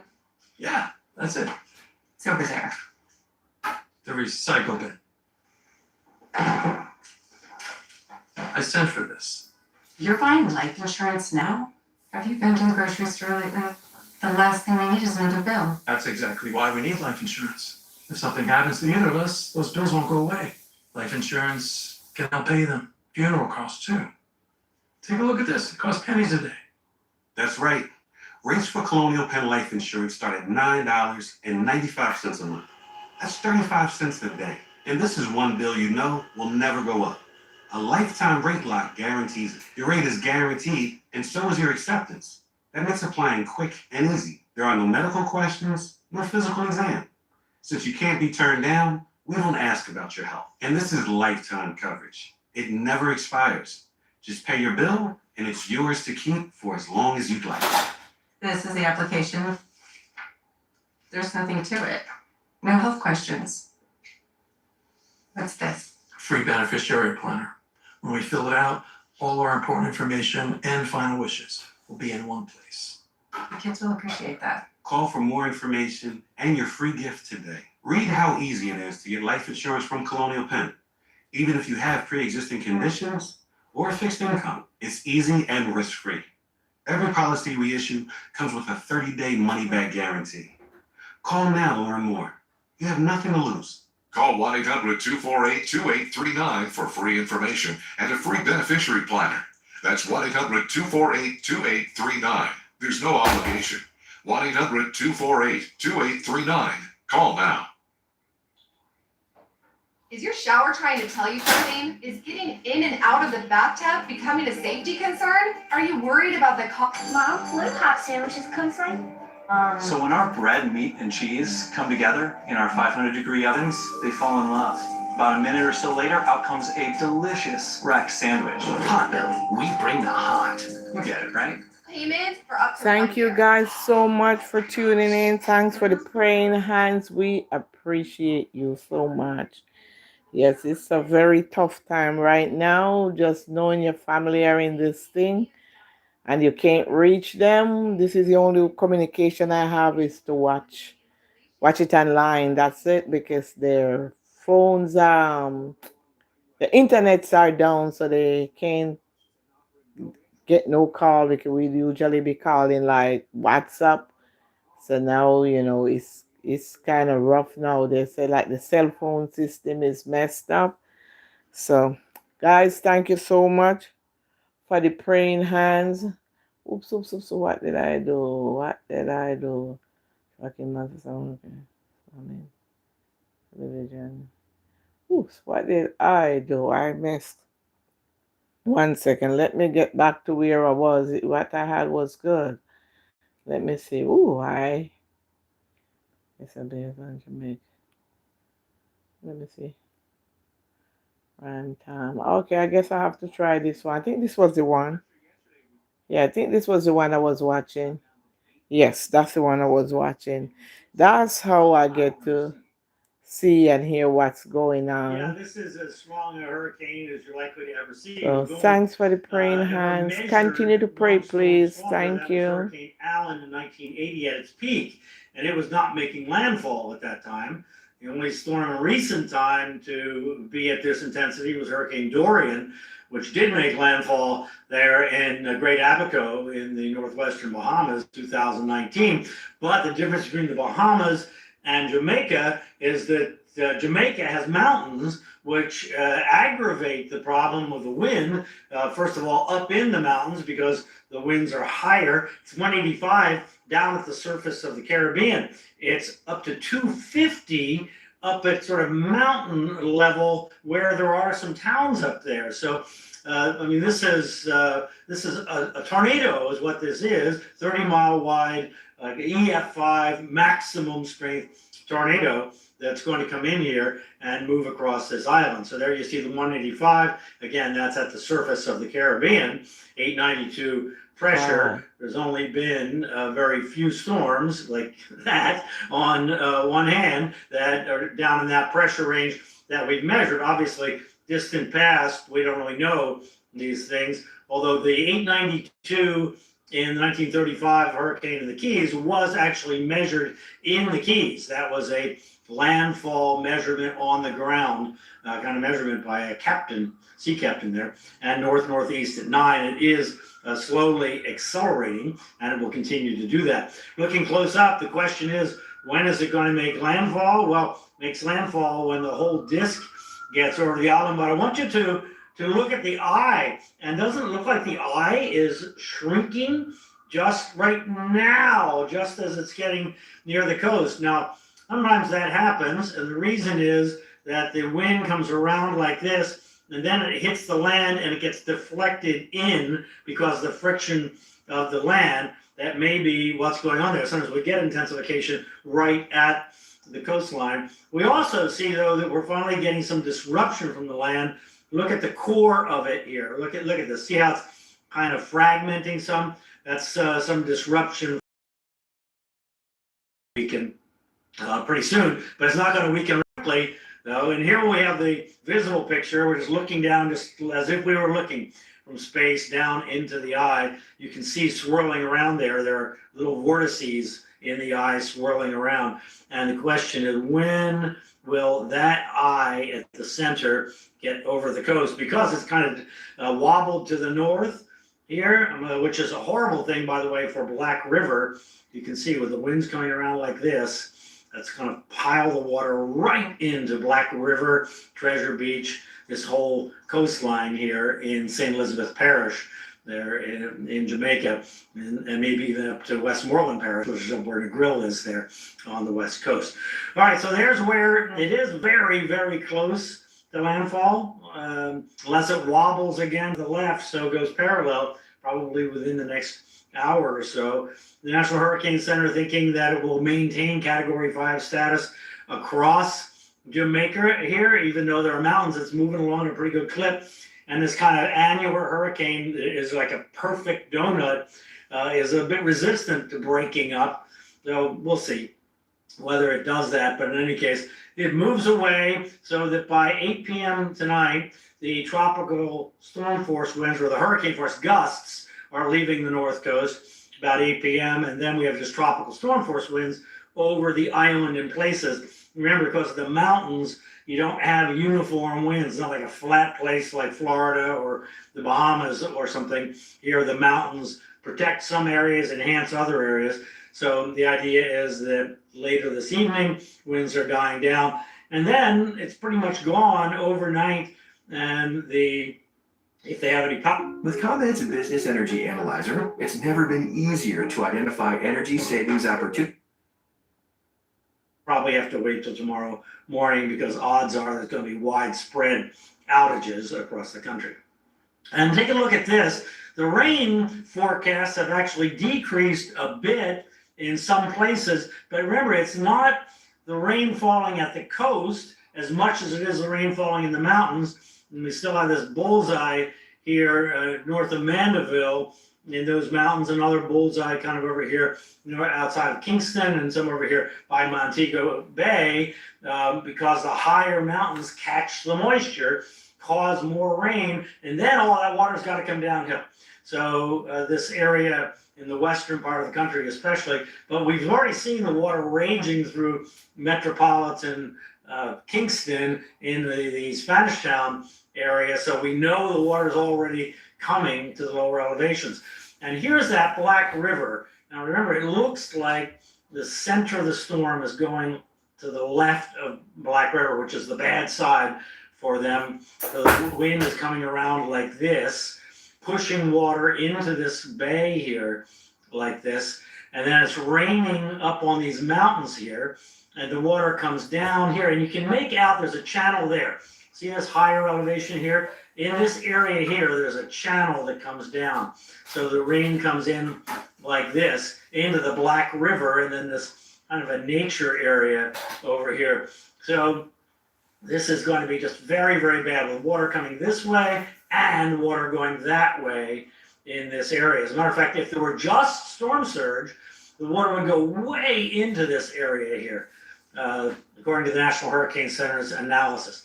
So all along here, from along Treasure Beach, along that coast, right at the coast, with the mountains right behind them, that's a whole coastal road with kind of beach communities.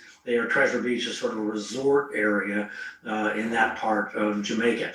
Over in Kingston, you can see that the rainfall amounts, according to the model, are much lower now, but up here in the mountains, still that's where the rain of the water is going to come from.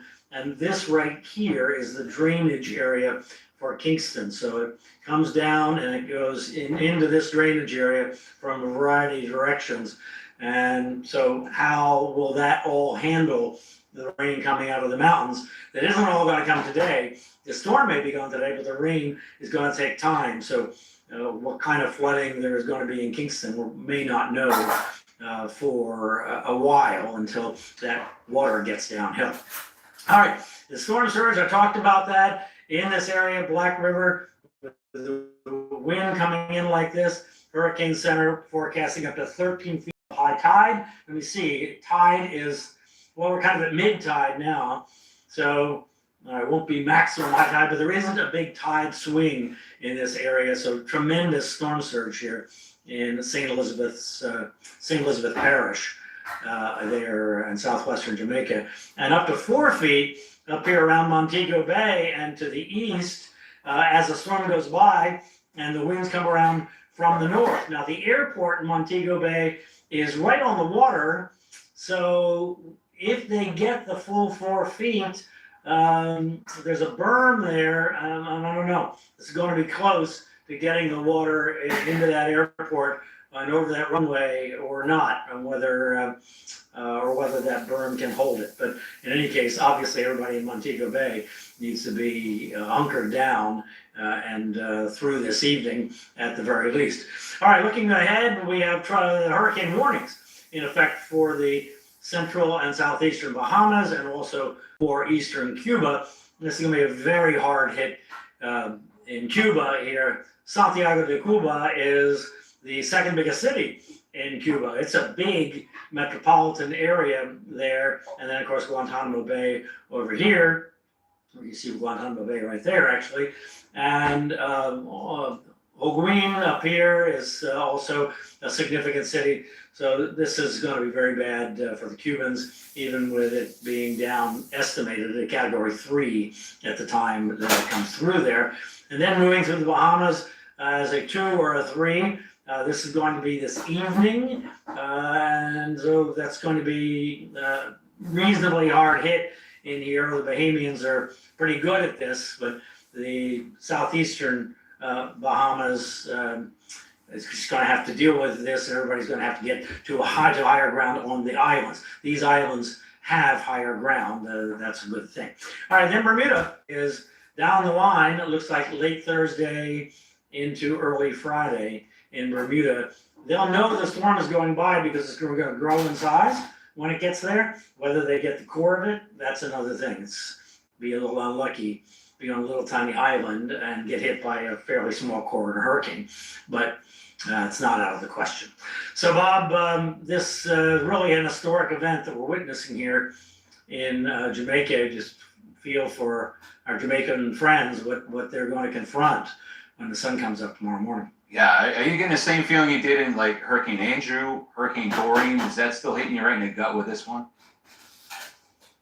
Yeah. I mean, Dorian, I remember so clearly that it kept getting more intense and more intense and more intense. And I mean, having spent quite a bit of time in the Bahamas, I know that intimately there. And, you just feel for these folks that you look at it. And what I remember about Andrew, which relates to this, is, it was a beautiful sunset the night before. Everything looked normal.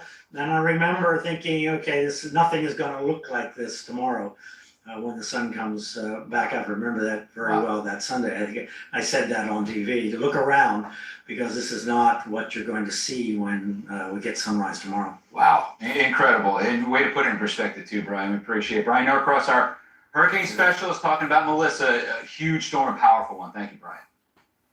All right, coming up, listen, we've got live reporter down there, Robert Ray. Jared Maloney's down there as well. We got live pictures in from the northern part of the country. Right now, we also have some webcams coming up from just outside of the eye wall. We've got live shots from Kingston also. We've got reports from down there. We've got the latest updates, and it will most likely be making a landfall here within the next half an hour or hour. We'll talk about that coming up right after the break.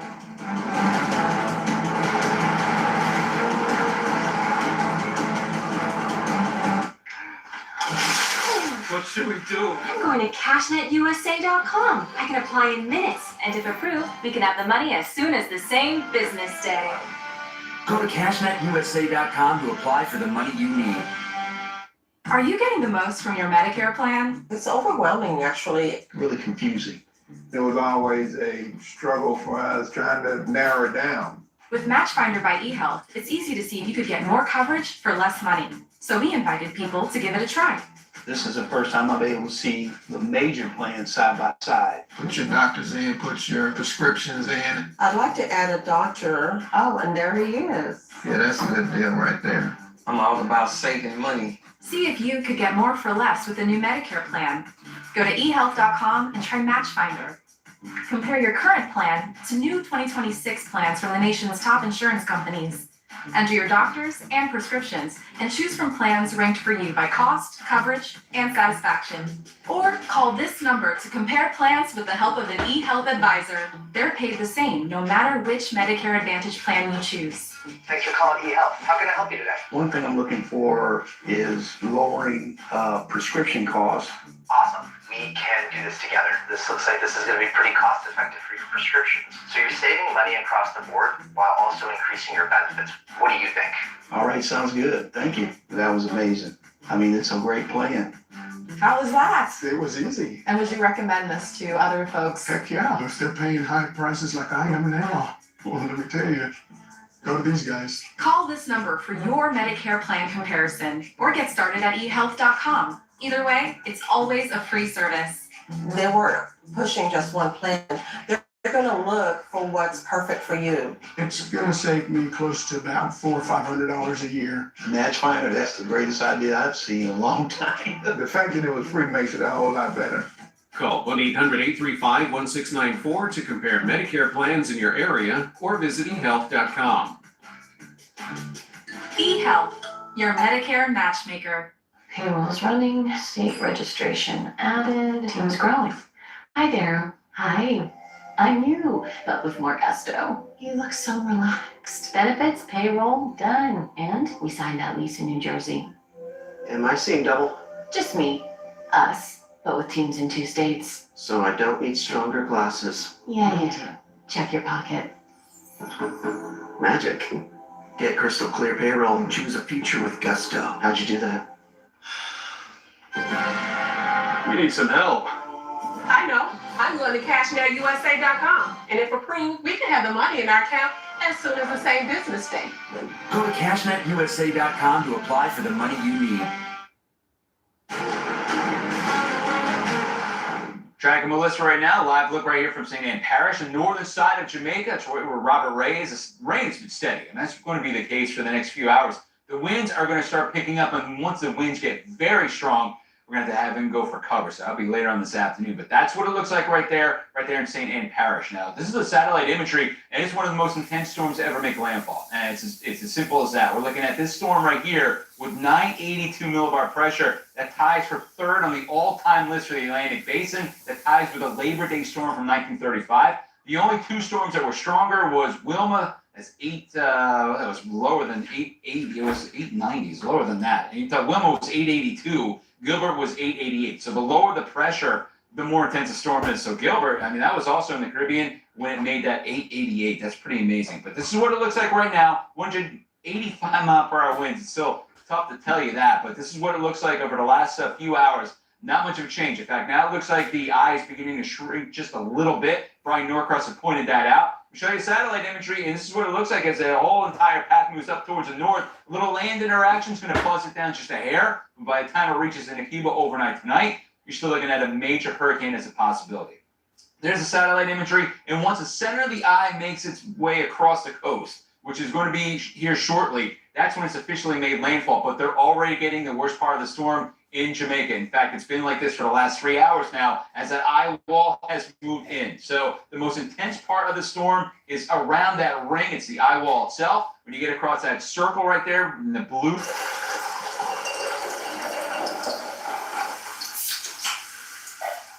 and once it does, National Hurricane Center is going to give us a heads up when that happens officially. But they're still getting the worst of it. Whether it makes landfall now or a half hour from now, they're getting blasted across the western part of Jamaica right here. Look at Montego Bay. You guys are up next. You're going to be in the bad side of the storm as a possibility if it continues to drift over towards the west. But Montego Bay, right now, you got hurricane force gusts. You're ready to get the sustained wind right there, hurricane force or more. And again, we're looking at the hurricane force winds extending out 30 miles from the center. The Category 5 storm winds are most likely about 5 miles from center or so, then go all the way out to 30. But you're still going to get those very strong and intense winds in gusts.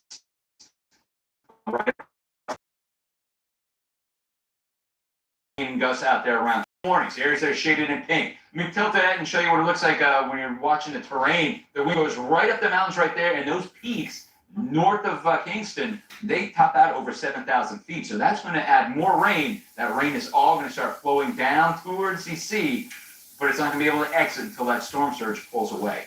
So many dynamics, so many bad things are happening in Jamaica right now. It's almost unimaginable. Let's talk about this again. This is one of the most powerful hurricanes we've ever seen in the Caribbean. It's moving on shore right now, and you can see this picture looks a little bit better. That was Treasure Beach, Jamaica. Look at the dog running across the road. See that? See, there's a guy out there too. So things are actually loosened up just a bit. When we were first looking at this about an hour ago, the core was about 15 miles away. Just saw a dog running across right there. So that's just, it's sad. Here to chat with us about it, it's Mike Boylan, storm chaser and blogger with many followers. Mike, it's great to see you this afternoon. I appreciate it. Wish we were having a better conversation, but this is the most intense hurricane that I can remember. Besides Wilma, this is stronger though, and it's making its way across Jamaica as we speak. Yeah, it's just crazy. I mean, we watched this last week. We were talking about, yeah, some of the models teased it, right? And I don't. Now you're looking at it happen. And it's like, how did this happen? It's one of the strongest on record. In October, right, when everybody thought the season was done. Mm-hmm. Yeah, that's the most amazing thing. So if I was to tell you, all right, Mike, how can you form the most powerful storm that we've seen so far this year and put it in the Caribbean? Everything has to work out perfectly. Yes, I mean, with that ocean heat content, we've talked about that in the past. It was just untapped. Even last year, the Helene and Milton really didn't get going down there, so we really haven't had a real Caribbean storm, in several years. It seems like. So yeah, it's just mind-boggling. That's 800 millibar system. Even typing updates today, I was typing 982 because you're not used to typing 8. You're used to typing 900. Right, and I was just remarking about Tropical Storm Sonia that's out in the Pacific with a low pressure of 1,003. Okay. This is incredibly strong when you're talking about this, and you like to dive into the models too, Mike. And my question is, which model do you think is prepared better for this one, and which one is performing better right now? Well, I love the Haas models, Haas A, Haas B. They've been really good with intensity predictions. And they were predicting 880, 890, almost a week ago. And we were like, really? Yeah, I remember we talked about it. I got called out on it. I'm like, are you kidding me? But they did really well last year. It seems like the Euro track is always solid, really good. The GFS was terrible.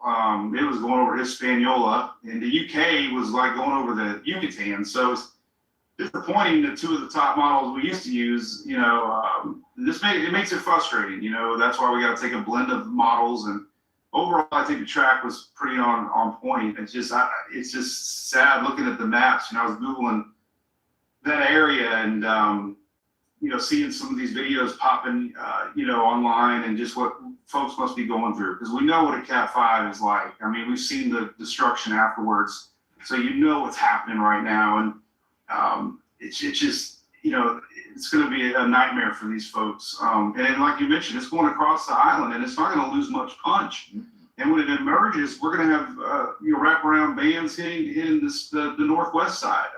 Right. So there's a lot of folks really dealing with this right now. If it keeps on jogging to the west a little bit more, I mean, it's running out of time to do that, but it's going, the farther west it goes, the less interaction it's going to have with land, at least the inner workings of the core. That's a bad situation for Cuba. That means it's not going to die down that much. Yeah, they did bump that next advisory up to still Cat 4. So it's going to go through the whole island as a Cat 4. Mm-hmm. And it's a little flatter terrain on that side, so they're getting the rain still on the east side, which is terrible. I saw some flooding videos there. I had a friend of mine that I've met through doing my chats and stuff, and he just messaged me and said he's heard the southwest part of the island is just getting beat up bad. Like, being a local, he said he's lived there his whole life. He's 63, nothing like that. So we just won't know. I remember watching past storms, Michael and others. You don't know what's going on right now until tomorrow, let's say. Even then, right? Even then, with the infrastructure that's going to get destroyed like this, what I'm worried about also, Mike, is looking at before and after of the satellite. It's just the deforestation of that stripe of the core that's going to go over there. It's going to be a drastically different west side of the island. Yeah, we've seen that in the past. I mean, you're going to see land scarred.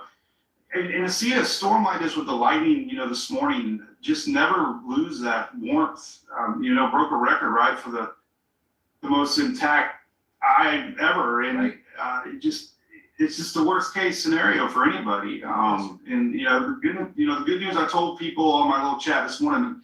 One thing I learned is always folks ready to help. I've seen so many people ready to fly in, wanting to help. And I have a feeling that we're going to see a good outpouring of support to Jamaica afterwards. Yeah, I hope you're right. I agree. We had the Minister of Energy and Transport and Telecommunications on, and he was touting that as well. Our good friends around the Caribbean are going to help us, what he was saying. I agree. And then one more thing, Mike, when I look at the track itself, goes to the Bahamas, we know. Bermuda has a kick me sign on it. I mean, here we go again with Bermuda. Yeah, this still might be 100-mile-an-hour winds there. Mm-hmm. I mean, and they're going to be on the dirty side looking at some of those models again. You always feel guilty not talking about other weather, but when there's a huge story obviously going on, but there's still impacts down the road. We got the Bahamas and the Turks, and Caicos there, and of course Bermuda. They're going to be dealing with it next. It's incredible. I still, you watch these things. This one came across Africa, right?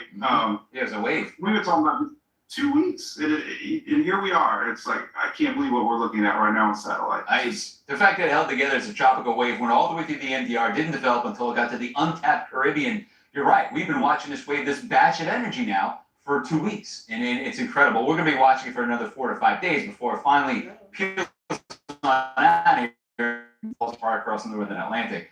Mike, busy day for you. I appreciate you taking the time out and talking again. Next week, hopefully we won't be talking about anything, but maybe you're throwing maybe you're taking a first hockey puck slap or something. Something fun.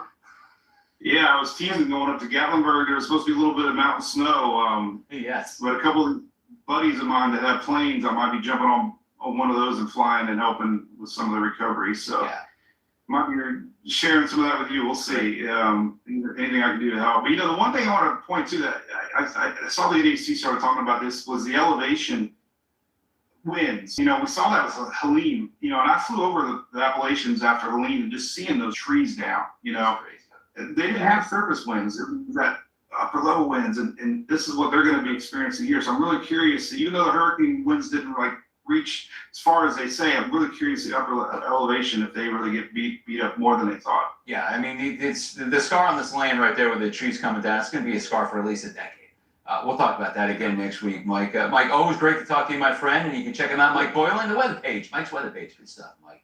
We'll talk to you next week. Yeah. All right, buddy. All right, coming up, where does it go from here? It's going to make landfall here shortly. I mean, look how close that center of circulation is to the coastline. We're talking within the next at least 15 minutes, 20 minutes. Either way, they're getting blasted with the worst part of the storm on the western side of Cuba, 185-mile-per-hour winds with gusts over 200. We've got live reports from that region coming up right after the break.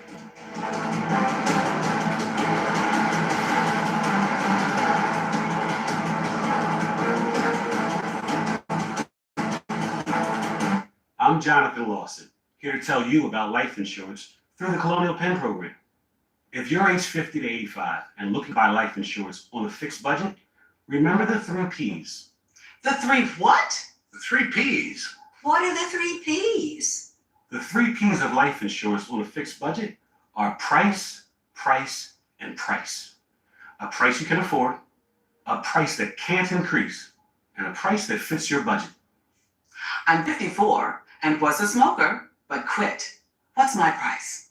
You can get coverage for $9.95 a month.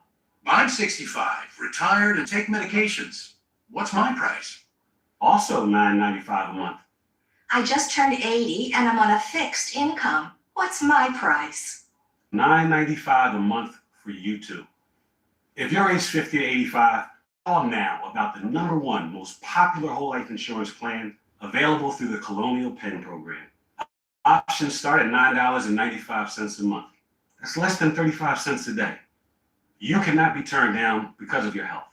No medical exam, no health questions. Your acceptance is guaranteed. And this plan has a guaranteed lifetime rate lock, so your rate can never go up for any reason. Options start at $9.95 a month. Plus, you get a 30-day money-back guarantee.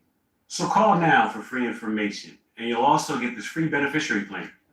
Use this valuable guide to record your important information and give helpful direction to your loved ones with your final wishes. And it's yours free, just for calling. So call now for free information. Call 1-800-253-3903 for your free information and your free gift. That's 1-800-253-3903. There's no risk or obligation. That number again is 1-800-253-3903. Call now.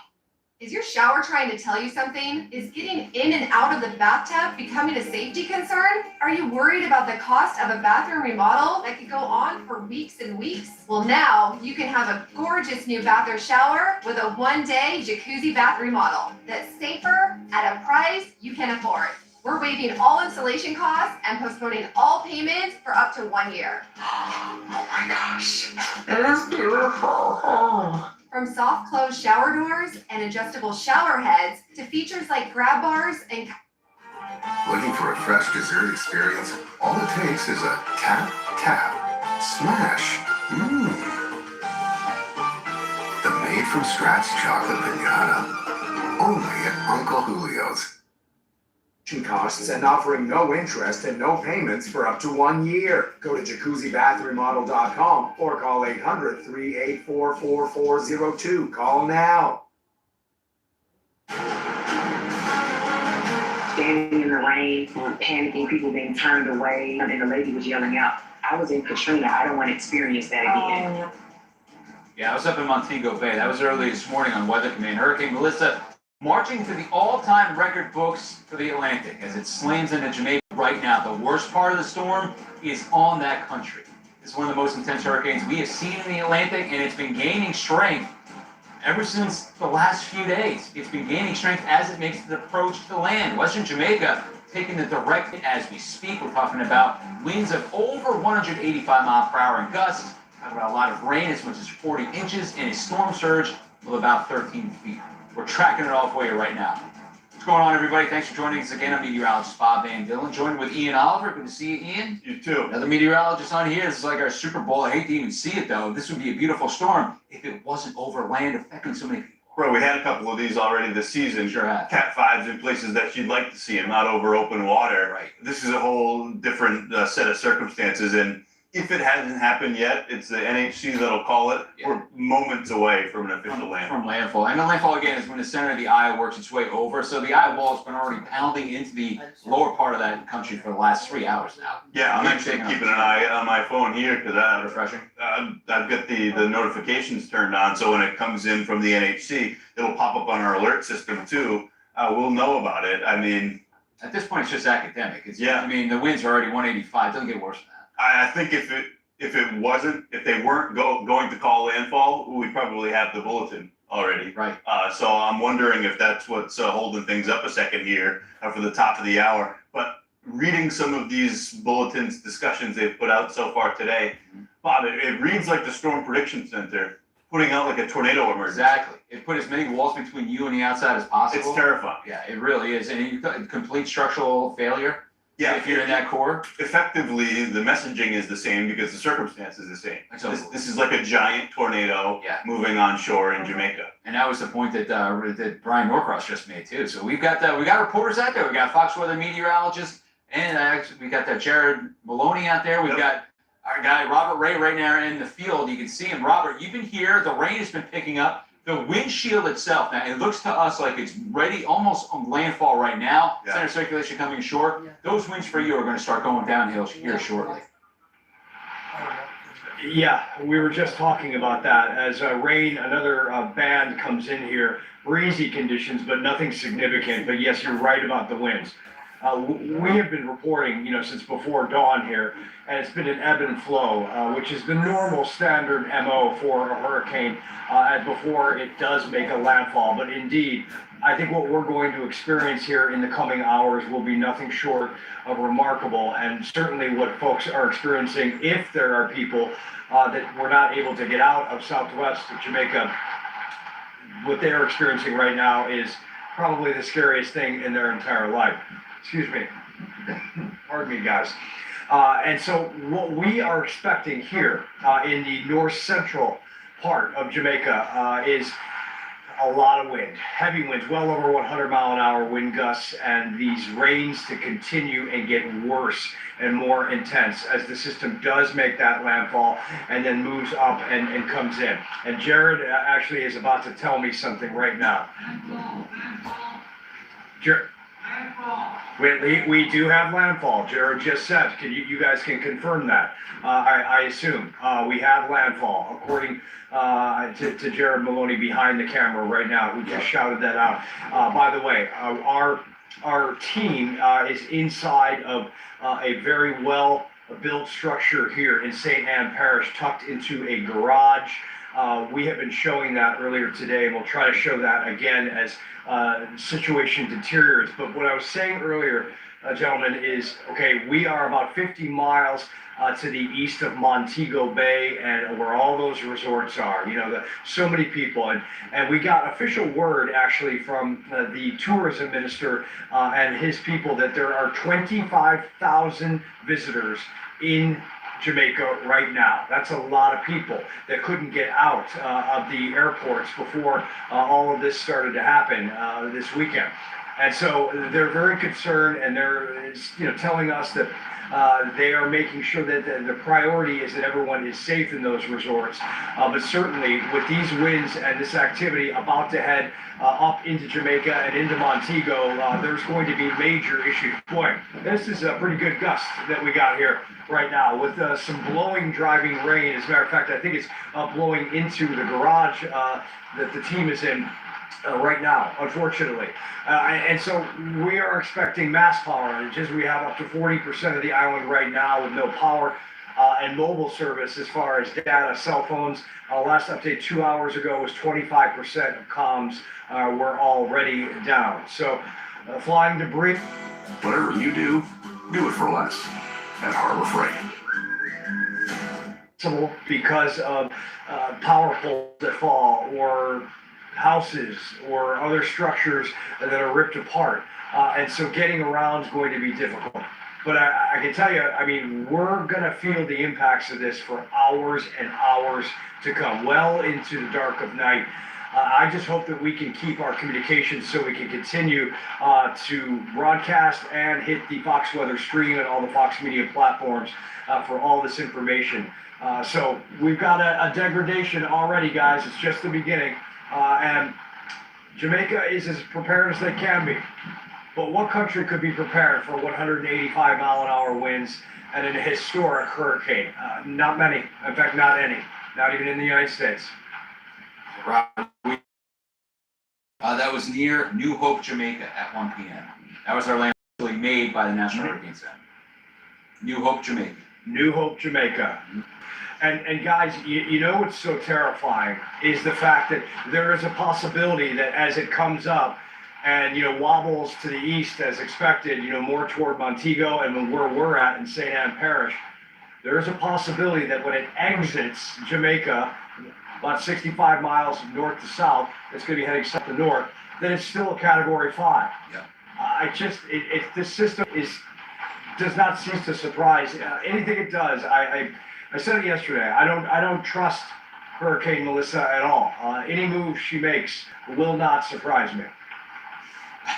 I'm right there with you. I mean, we're looking at, hopefully we're getting a eye wall replacement. That didn't happen. And in fact, it looks like the eye, when it was coming on shore, it began to shrink just a little bit, probably because of the mountain influence up to the north. But Robert Ray, yeah, your conditions are going to start getting worse and worse every time we check in with you later on this afternoon. So stay dry, my friend, because we will be back with you a little bit later on this hour. Good stuff, Robert.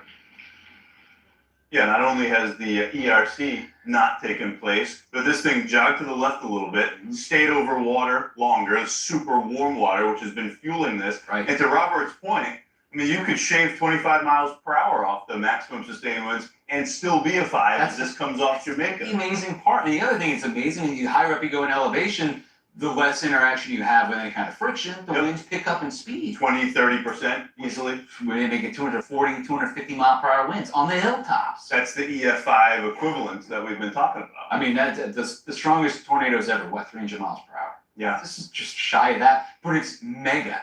You're talking about 20, 30 miles wide of an EF4, EF5 tornado slammed into the west side of Jamaica right So now. by the numbers here, this is top 3 for pressure. Right. That's anywhere in the Atlantic basin Yes. at any point in the season. Including the Gulf, including in North Atlantic and the Caribbean. Across the period of record. And for landfalling storms, if you go by wind speed instead of minimum central pressure, 185, it's what, Labor Day? 1935. 1935, yeah. Dorian, and now Melissa.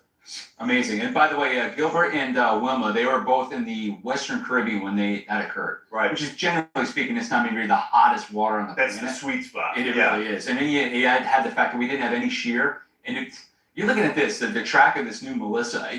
The European model pretty much had this. It was drifting, and it basically moved it up to the north. I mean, it took a while for everything to come away, but it's just picking up a little bit of forward speed now. But who's next out of Jamaica? It's Cuba. Right, and I know they've been watching some of these subtle changes that have taken place here. Yeah. And there's going to be a real uneasy feeling because we know that this isn't hitting much disruption now at all in Jamaica. I mean, yes, there's mountains, but it's 2,000-3,000 feet. It's not the 7,000 feet on the other side of the island. Right, which, it is kind of a blessing on that regard because that's the most populated area. We're just talking to an official out there in Jamaica, and it's not going to hit Kingston with its full fury. But at the people that are in it right now, it's so hard. I wonder, with some of the conversations that we've seen on Fox Weather, because we know Kingston, the Jamaican people that live in Kingston, over 1 million people, residents, but you have a lot of these places where I spoke with a woman yesterday who was in Montego Bay. You have a lot of tourists that are on the northwestern part of the island, and they don't have the lay of the land. They don't have the same reference to draw back on in Jamaica. Montego Bay right there, right? And that's where it looks like the worst people that are out of their element is what I'm saying. Yeah. In that part of the island. I mean, you're on vacation, you don't know really what's going on. Right. And it's really difficult when you're in a foreign area. It's tough to tell. One thing I am noticing right here, though, and they said it too in the National Hurricane discussion, Ian, if you're in the eye, stay where you are. Yeah. Because you're going to see the calm conditions, but it's not going to last for very long. Yeah. I mean, they've been saying get to where you're going to be and stay there. And in this case, the whole thing is gone. 24, 36 hours. Could be. Hey, wait, listen, we got some new video right now. Let me show you this. This is on the eastern side of the eye wall, okay? This is Black River. We knew they were getting smashed the hardest. And, all right, now the winds were supposed to be cranking up to about 185. We already saw one of the portions. Look at that stuff flying around. Yeah, tins too, right? Yeah, absolutely. You don't want to be caught outside Eating with outside, flying guillotines. You don't want anything to do with that whatsoever. Wow. So that's new video coming in right there from the Black River, Jamaica. We got more video. We've got more live shots. We got more reports from down there. We're just getting some information in now. We'll have it for you. We'll share it with you right after the break, everybody.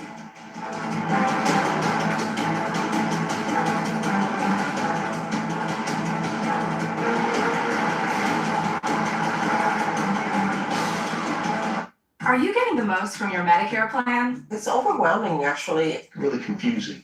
There was always a struggle for us trying to narrow it down. With Matchfinder by eHealth, it's easy to see you could get more coverage for less money. So we invited people to give it a try. This is the first time I've been able to see the major plans side by side. Put your doctors in, put your prescriptions in. I'd like to add a doctor. Oh, and there he is. Yeah, that's a good deal right there. I'm all about saving money. See if you could get more for less with the new Medicare plan. Go to eHealth.com and try Matchfinder. Compare your current plan to new 2026 plans from the nation's top insurance companies. Enter your doctors and prescriptions and choose from plans ranked for you by cost, coverage, and satisfaction.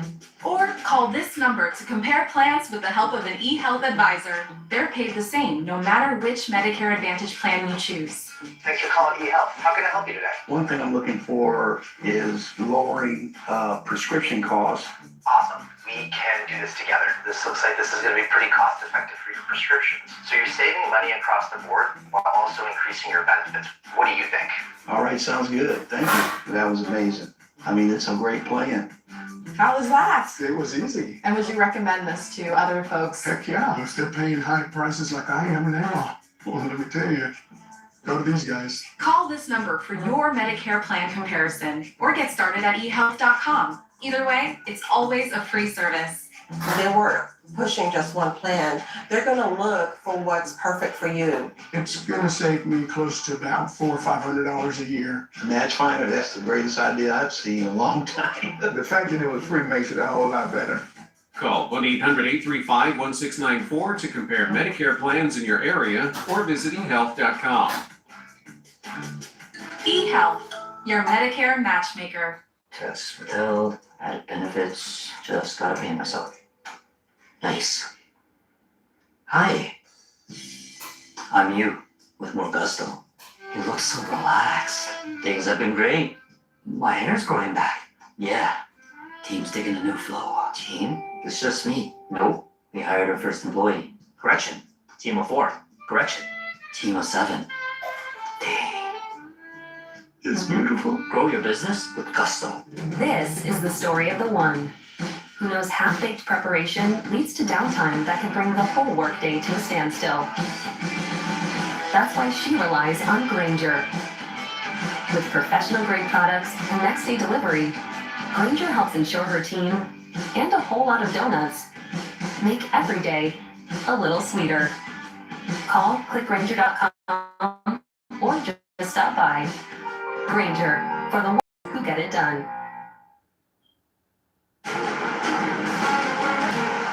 All right, we got a landfall, unfortunately. Some breaking news right here, Fox Weather. We have seen Melissa make a landfall directly on New Hope, Jamaica as a Category 5 storm. 185 mile per hour max sustained winds with higher gusts. But the biggest thing we're also watching is it's going to rake right through here and then end up edging towards Cuba, the Bahamas, Turks and Caicos, and then Bermuda. Look at the pressure right here.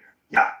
This is the first landfall, we should point out. There's going to be at least 2, maybe 3 or up to 4. Maybe 2 in one day if it gets to Cuba before midnight tonight. Right. So and it may not be a whole lot weaker than it is right now for all the reasons we've been talking about. Not a lot of land air action. Even if it comes down 15 miles per hour, like you said, that's still a Category 5 storm. Yeah. Unbelievable. And there's the record books right there. And we want to point out These are here. the winds. These are the winds. These are storms that have existed anywhere in the Atlantic Basin, not at necessarily landfall. landfall. Now, Dorian made landfall at 185. Yeah, and the Labor Day. Yeah, and Wilma was not 185 when it made landfall, I don't believe. No. But Gilbert was 185. Gilbert, by the way, did hit Jamaica in 1988 as Category 3 or 4 storm right around that neck of the woods, and then it gained strength across the western part of the Caribbean. Yeah, so it was stronger farther west. So folks are comparing it to that. This is by pressure now. It's intensity, yeah. It's a top 5, I guess, tied for top 3. Yeah, Labor Day. And I just asked you, I said, how accurate do you think the Labor Day storm measurement was in 1985? Very accurate. You said the dude was out there. Yeah, that's the story. He measured that by hand in the eye down on the Keys. Wow, 90 years ago. I mean, that's crazy. Gilbert, 1988 was 888. I remember that one specifically as a kid. I remember Wilma charting that one out. It was such a long season, 2005. We're like, here we go with the W name storm, and that was back in mid-October. Yeah, we talked about that yesterday. This is the last season since 2005. I say last, it's the only 2 that have featured 3 Category 5s. And anytime you're talking tropics and you bring up 2005, it's never a good thing. No, it's 2020 was bad. Yeah. 2005 was bad too. So here we go. You can see the center of the circulation now, Ian, as it wobbles inland, is now ashore. That's why it's made landfall. Notice this, it does look like in Brian Norcross. I'm going to put this on the last one so you can see it. Brian Norcross did point this out before, that the shape of the eye actually contracted a little bit. Yeah. Right when it's making landfall. Right. So those winds were tightening up. Yeah. Once again. It's just kind of refracting and maybe bouncing off a little friction with the mountain. Thank you guys so much for tuning in. We appreciate you. I wonder if Thanks that's for the prayers. Thanks for the praying hands. Thanks for the wave. Thank you, Sir Royal. Know you at work. Thank you for your support and everyone. We appreciate you. Hey, champ. So when our bread, meat, and cheese come together in our 500-degree ovens, they fall in love. About a minute or so later, out comes a beautiful and delicious rack sandwich. This still has serious health. It's picked up the pace a little bit. Right. That's a good thing for Jamaica, at least limiting the duration of these extreme impacts. That's going to bring it to Cuba faster, likely as a healthier hurricane. As that momentum. So even if it drops, this is assuming it's going to drop 30. Thank you guys so much for tuning in. We appreciate you so much. I am here watching the live coverage of what's going on in Jamaica. I just saw they were showing New Hope. I'm from down that area, a little part, maybe about 7 miles from New Hope, but I'm living in Illinois right now in the US. But I can't get in touch with my family out there. I call everyone. The cell phone towers are down. So this is my only way of keeping up with it. So in the meantime, I'm just sharing what I'm seeing going on. And thank you all so much. Continue the praying. Continue putting up the praying hands. Love you all. I didn't think 185 coming in here this morning. And this far west. No. I guess those two things kind of go together, though, because it's spent more time out over the water. Sure, warmer water. And the heat content, we're talking about it. Yeah. Bath water, it's been out there undisturbed for the entire summer long. We've got the warnings now. You saw this. Now the Bahamas, you see Southeast Bahamas. It's hurricane warning. That's new for this morning, too. And you can also see the Turks and Caicos still with a tropical storm warning. You're going to get a lot of rain. Don't want to leave Haiti and Dominican Republic out of this. They're going to see tremendous amounts of rain, flash flooding. We're going to see some mudslides as a possibility for them as well. Yeah, southern-facing shores, that Tiburon Peninsula there in Haiti, tall mountains. That's Jamaica, right? That's Blue Mountain Peak. Now, it came ashore right up in there, okay? So the winds are coming out in that direction. That means all the rain that's coming across the mountains right here is going to drain down across Kingston Harbor. That's going to be a mess for all the while with the Caribbean coming in. Yeah. So you have the coastal effects, you have what's going on in the high terrain. Getting it in right It's trouble on all flanks. It really is. All right, that's a look at Jamaica. Let's look at Cuba first, because we've got this going on too. Cuba's going to be in direct line for this later on this evening. They're going to start to get some tropical storm force winds by later this afternoon, and then a hurricane force winds coming tonight. Yeah, and this is, I guess you can make the argument that the pace, it's a bad thing on arrival for Cuba. Yeah. Same story though, it'll get in and out a bit faster. But that terrain in eastern Cuba, unlike what we saw play out in western Jamaica, they have high slopes. They're up to 7,000 feet or so. That's going to be exacerbating all the problems that you were just talking about in Jamaica. Look at the video from yesterday afternoon. Trying to get ready in eastern Cuba. Remember, we have Guantanamo Bay out there also, so we've got our people that are right there on the eastern part. folks evacuated from there. Did they? Yeah, All of them? I don't think all of them, no, but a lot of personnel Okay, did good. get out. Glad. Yeah. Glad to hear that because, well, here we go. You can see the visible satellite imagery one more time. It's impressive to watch as you zero in towards Jamaica. But let me show you this as I flatten it out. Look at the track as it moves up to the north-northeast at about 9 miles per hour. It takes you right over the eastern part of Cuba. Then ultimately, through the southeast Bahamas, Turks and Caicos gets a shot with heavy rain. And T and C, they're going to be in the bad side of the storm too. Yeah, I like how you have the transparency down a bit. You can see some of the terrain there in Cuba. Hurricane warnings are up because hurricane conditions are imminent. Those will be there tonight in Cuba, later on this evening, truly.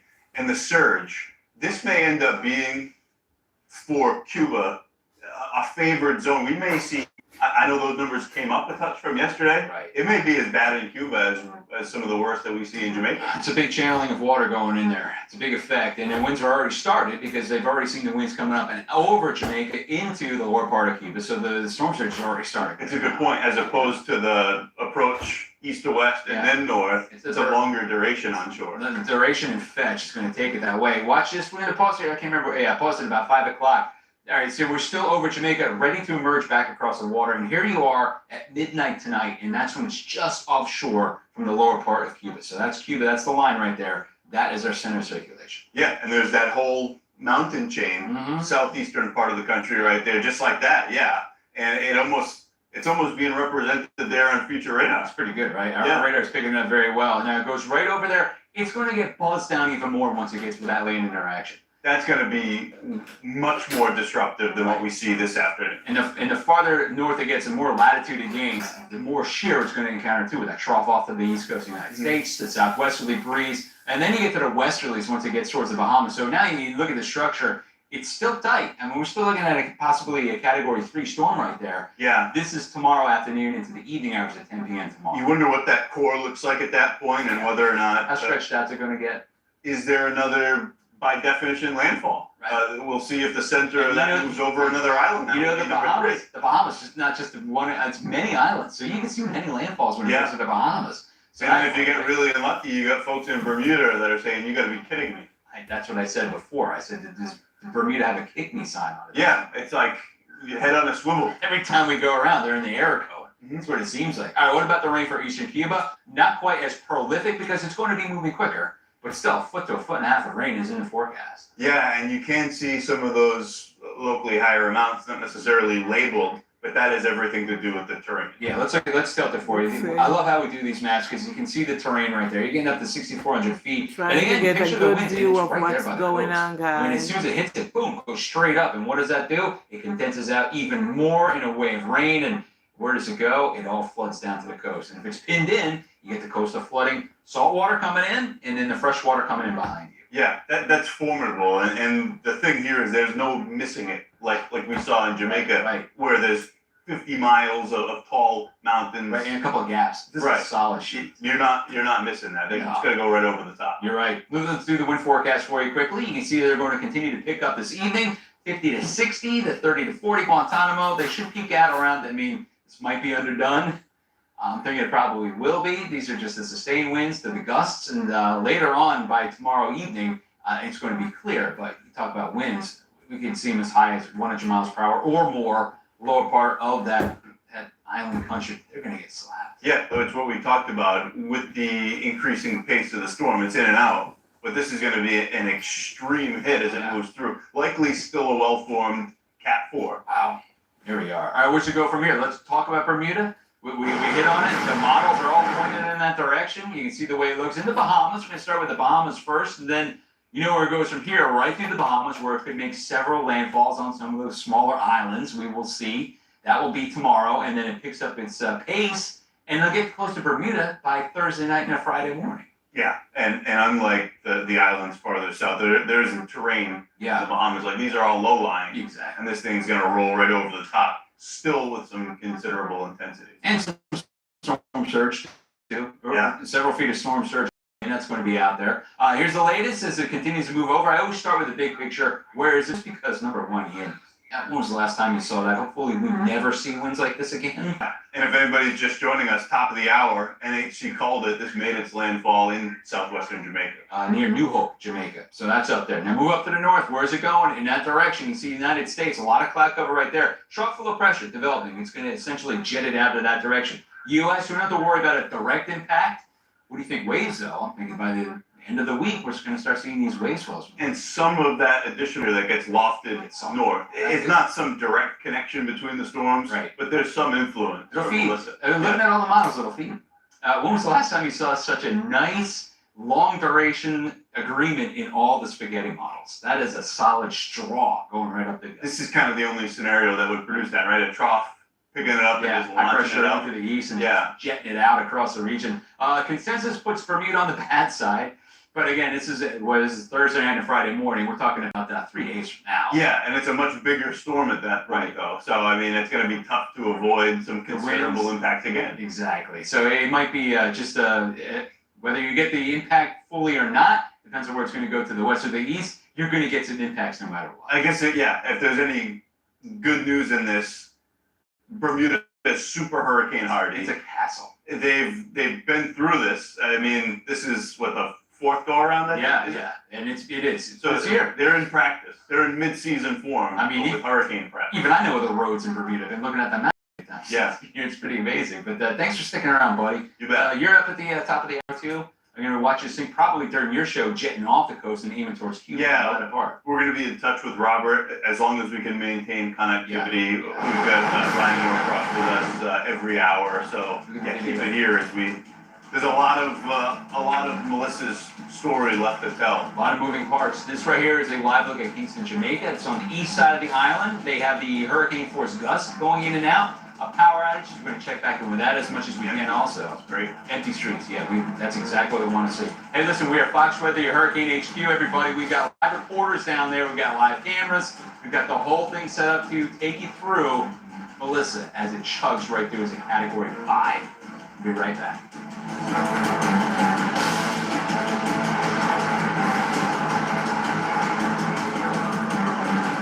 Humana Medicare Advantage plans. Carry this card, and you could have the power to get benefits beyond original Medicare. These are convenient plans that offer all of the benefits of original Medicare, plus extra coverage and benefits.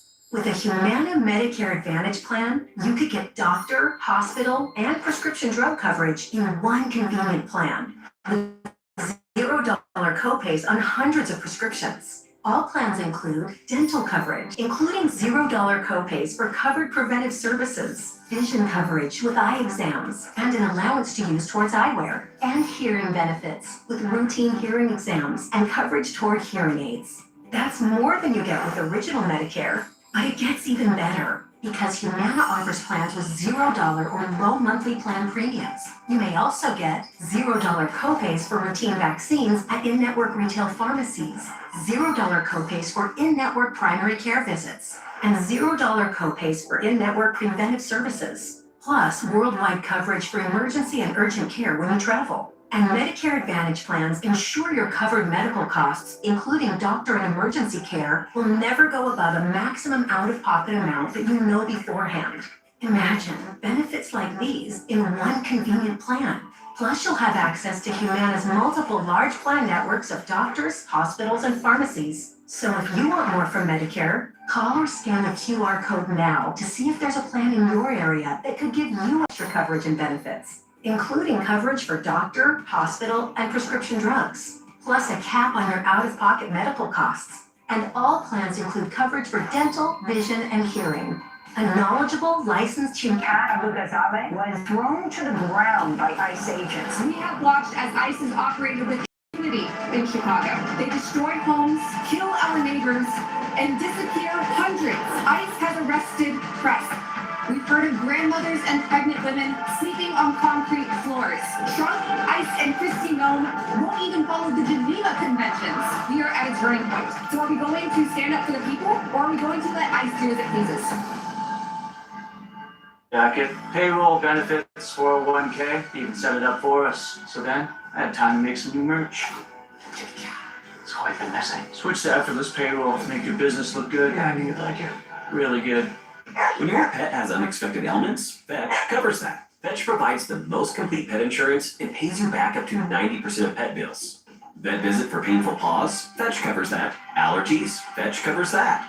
Limping, broken bones, vomiting, cancer, x-rays? Fetch covers all of that and so much more. Submitting claims is fast and easy, and you get paid back when you use your vet or any vet in the US or Canada. Fetch, the most complete pet insurance. Get your free quote at fetchpet.com. All right, we're getting some new video from the eye wall of Melissa as it trammed through the Black River. You can see some of the roof pieces getting torn off right there. This is the Black River, Jamaica area, and you can see the structural damage of just flying sheets of metal flying through the air. This is when the eye wall itself is cramming into town. You're talking about 185-mile-per-hour winds around that thing. That is breaking news. Just had a landfall about a half an hour ago near that very spot, a little farther over to the north and west. But the videos that we're going to see like this are going to be stunning, they're going to be amazing, and they're going to be heartbreaking. Here to take us through it all is our hurricane specialist, Brian Norcross. Brian, I know you just saw the 1 o'clock advisory, the update. We have a landfall, but where does it go from here? Yeah, across the island, this landfall was interesting, and talking a lot about Black River because as the storm eased farther west, it looked like the worst of the winds were going to go through Black River. I'm really interested to know how that person that shot that on their phone, obviously, got that signal out.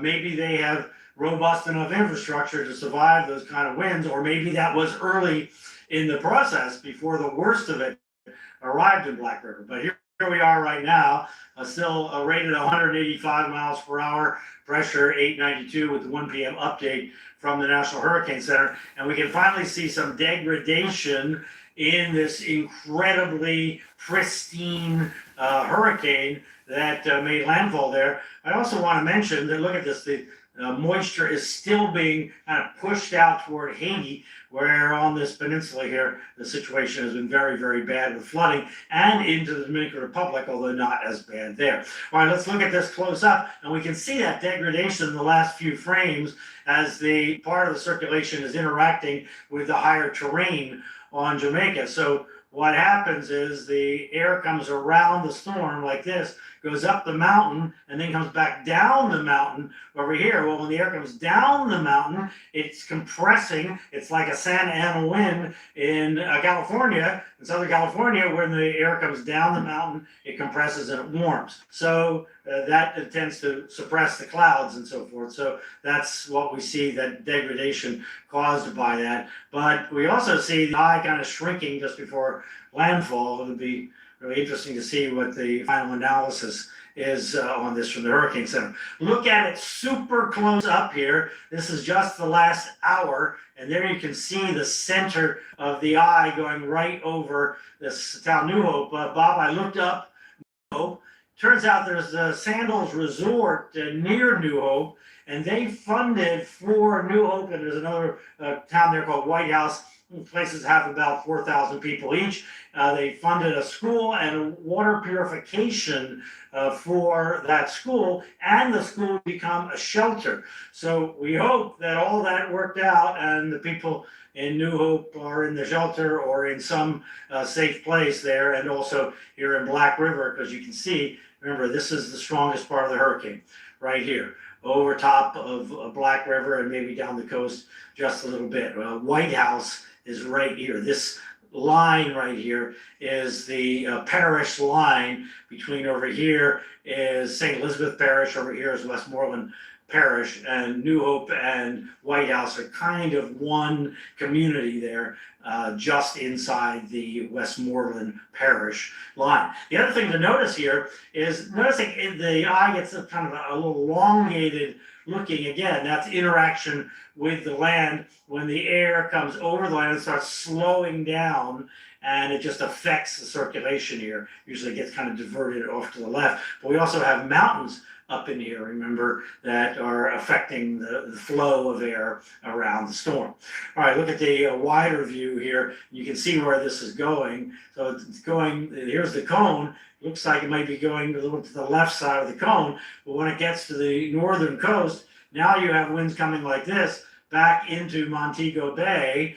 The Montego Bay Airport is right on the water. There's kind of a berm protecting the runway from the Caribbean, but when the wind comes in from this side, question is whether that's going to be, the berm is going to be enough to stop that water coming into over the runways there at the airport. We also have the city Mandeville here on the right side, so they're going to, it's about 2,000 feet up, and the winds, elevated winds, maybe at 1,000 feet or so, were measured at 250 miles per hour. That's the highest they've ever been measured in any storm. Of course, we have new instruments now and better instruments, but incredible winds that are going to affect these higher elevations. Like I said, a 30-mile wide tornado is what we have going on here from this area here, Black River and New Hope and White House, here up on across the island. All right, so here's where it is now, just past landfall as a Category 5. Here you can see where the tropical storm force winds, these are tropical storm force winds in the yellow, these are hurricane force gusts in the orange there. So the wind is coming around like this, and it's blowing the water still into Kingston Harbor. Winds in Kingston are up in the 25 to 30 mile per hour range, gusts higher than that, but they're continuous from the south, so that's going to push water into the harbor. It's going to make it harder for the water from the rain to drain. So we still have this flood threat, but the major impacts for this thing, the flood threat can be significant in Kingston, but the wind, flood, and storm surge in the western part of the country are going to be just critical. Then the system was about 4 p.m. today, should be on the coast up here, moving north. Remember, circulation like this, bringing the water into Montego Bay, and then we're going to worry about elevation there, the airport, and so forth. Even though it's on the weak side of the storm, the west side will be the weak side of the storm, but when you have a Category 5 hurricane, you're still talking about a strong storm. And then it moves out, so you get the hurricane force gusts leaving about 8 p.m., and then the whole thing is gone about 2 a.m. So we'll see what happens tomorrow morning. They'll see what happens tomorrow morning when they can finally see, because odds are there's not going to be a lot of electricity on Jamaica after this storm goes through. All right, in terms of the rain, you can see there's two areas, one in the highest mountains over here catching the moisture, but up in the mountains here north of Black River and Mandeville, and then on the other side you have Ocho Rios and Montego Bay. This is where the moisture gets caught initially on this side as the winds come this way, and then on the other side as the winds come around that way. So look at this close up in this Black River area. Remember, it made landfall just up here, so the wind coming around like this, and notice this flat plain here. See how low this is right in here? That's where the Black River comes down, and this is all a flood zone right in here. So no doubt water is pushing in there, kind of surrounding the town of Black River, but also rainwater drains down like this and conflicts with that.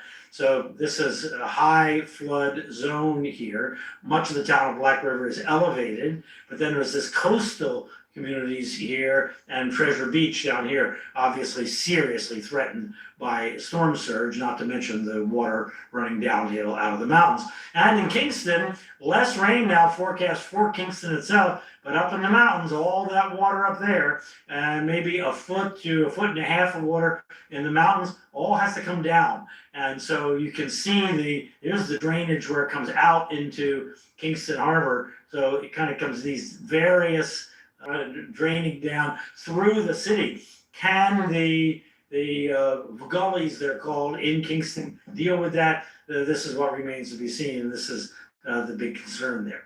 All right, there's the storm surge. We talked about that over in this area here, Black River, and over to near this Portland Point here, the maximum storm surge here in St. Elizabeth Parish. We're just fearful for anything being remaining there along the coast from Treasure Beach on up toward Black River. Downstream we have Cuba ahead, and that's a major city there, Santiago de Cuba and Guantanamo Bay, of course, and then Central and southeastern Bahamas under hurricane warnings. Fringe effects here for wind, Turks and Caicos and Haiti still dealing with the effects of this storm. So there's the forecast for Cuba, 115 mile an hour category 3. Santiago de Cuba is right on the right side. There's Guantanamo Bay right there. And then moving forward through the Bahamas, category 2-ish. That's going to happen. So when it says Wednesday PM, it means in the afternoon tomorrow. And then moving on to Bermuda and moving quickly by this time. So this would be Thursday PM, be Thursday afternoon, Thursday into Friday by the time it gets up to Bermuda. So Bob, an historic event here today that we've been witnessing. We will never, I don't think, ever see a hurricane more pristine than we saw with this one before it made landfall here. Just almost, like you would draw an annular hurricane there. When I came to Notre Dame, I wanted to be a part of something more than just business as usual.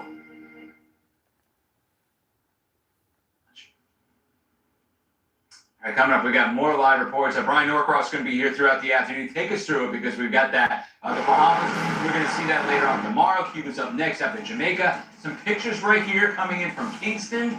Not quite as bad, obviously, as it was about 2 hours ago.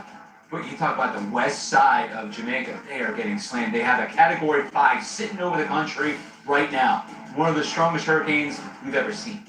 Live reports from that island nation coming up pretty soon. Be right back, everybody.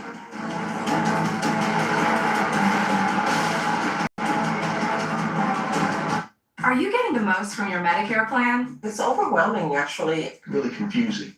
It was always a struggle for us trying to narrow it down. With Matchfinder by eHealth, it's easy to see if you could get more coverage for less money.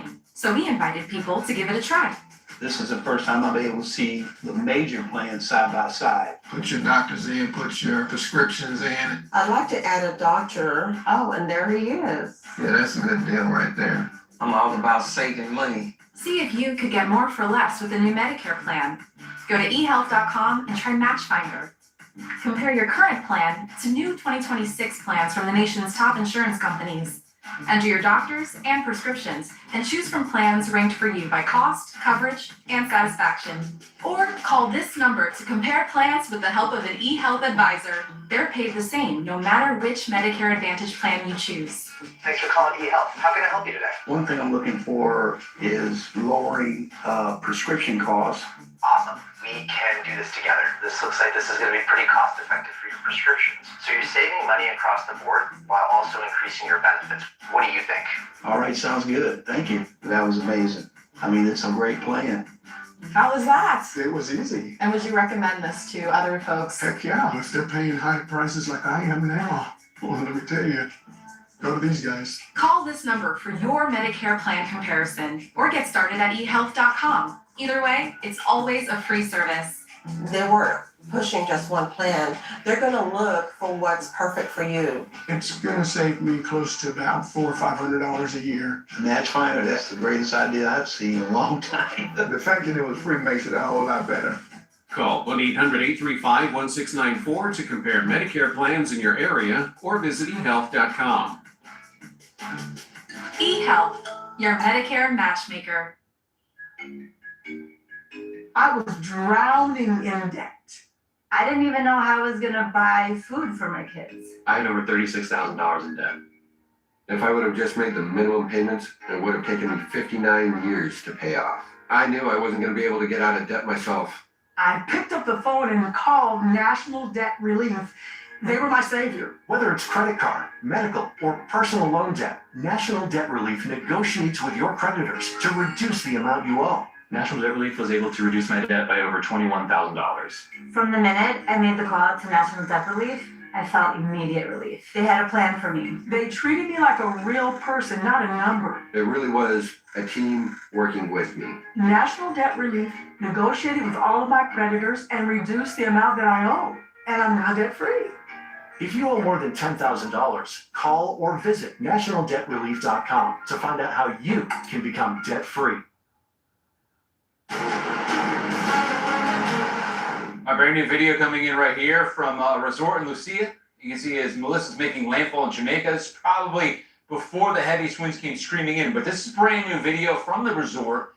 And you see the palm trees are taking a beat and dance around a little bit, but you can see a lot of rain. The visibility absolutely poor in this region. I'm not exactly sure where this was taken in regards to the actual landfall of the storm and what time it was. That's the northwest side of where it came in. So it was actually, wow. Look at I'm just looking at it with you guys right now. Visibility looks pretty poor, and we're going to see this continue as it rides right now from the Caribbean over Jamaica and ultimately into Cuba later on this evening and overnight tonight, then the Bahamas, and then Turks and Caicos. You talk about that region getting brushed, and then right through to Bermuda by Thursday night and Friday. So here's the latest, and we're going to get the 2 o'clock advisory coming in here shortly. But what's still remarkable is just this: 185-mile-per-hour winds. That pressure is continuing to drop. It was at 992. I imagine now that it's over land, the 2 o'clock advisory pressure is going to go up a little bit. Winds should start coming down just a touch as well. Most likely peaked right when it was making landfall. Unfortunately for Jamaica, 185-mile-per-hour winds, still just absolutely incredible. I haven't seen anything like this in quite some time. All right. Here's what it looks like officially near New Hope, Jamaica. Again, there was a sandals resort there apparently, so people were taking shelter there apparently. Category 5 hurricane, 185-mile-per-hour max sustained winds.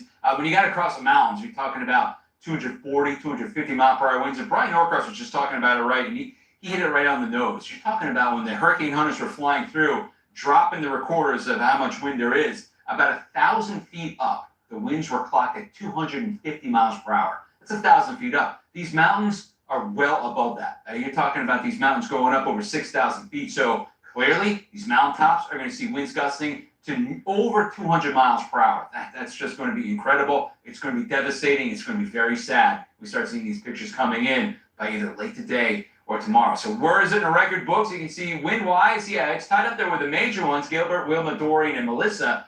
But pressure-wise, it was third on the list, tied with that Labor Day storm from 1935. Only fell just a little behind Gilbert and Wilma. Wilma was in 2005. That was in the Western Caribbean. After it hit Jamaica, it just strengthened up right before it hit the Yukon hit. And if you can remember that, Gilbert, that was back in 1988. So some of the past, the Labor Day storm again, 1935, rivals this one right here. And they still talk about the infrastructure right there in South Florida getting decimated with that storm. This one is going to be just as bad for Jamaica.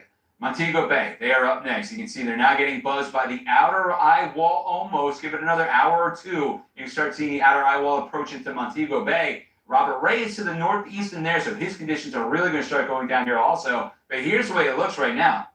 The back edge of the eye is almost back on shore. So if you were out there, let's just say, for instance, you were sitting right here, it's clear skies at this point. It looks nice. You can see the wall around you for sure, and the eye itself goes out over 10 miles. But now you can see the back edge coming around, and it's coming wind direction-wise in the exact opposite of what hit you before. So everything that's loosened up being blown this way is going to get torn apart as it blows the other way real quickly. Here's what it looks like on that visible satellite imagery. Zoom right into it, and you're getting that land effect right now. Remember, these are all mountains, so that's going to disrupt the airflow as it comes in off the Caribbean and starts getting messed up just a bit. You can see a little oblong face right there. That's what we've got going on across the board. So yeah, that's what we're watching across western part of Cuba. But storm shelters have been set up for those trapped in Melissa's path for a while now. The storm has made landfall and is catastrophic as it blew ashore earlier. Fox Weather spoke to a couple trapped on the island about their experience dealing with the storm so far.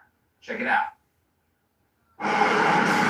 Everyone wanted to make sure people stay calm, don't, panic, but we didn't really have an evacuation plan. We knew that they were turning the convention center that you saw before boarded into the evacuation center. We were informed that you would be in this space, this area, but once it was time to evacuate, people were supposed to leave at 9:30. They were showing up at 6 o'clock, standing in the rain, panicking, people being turned away.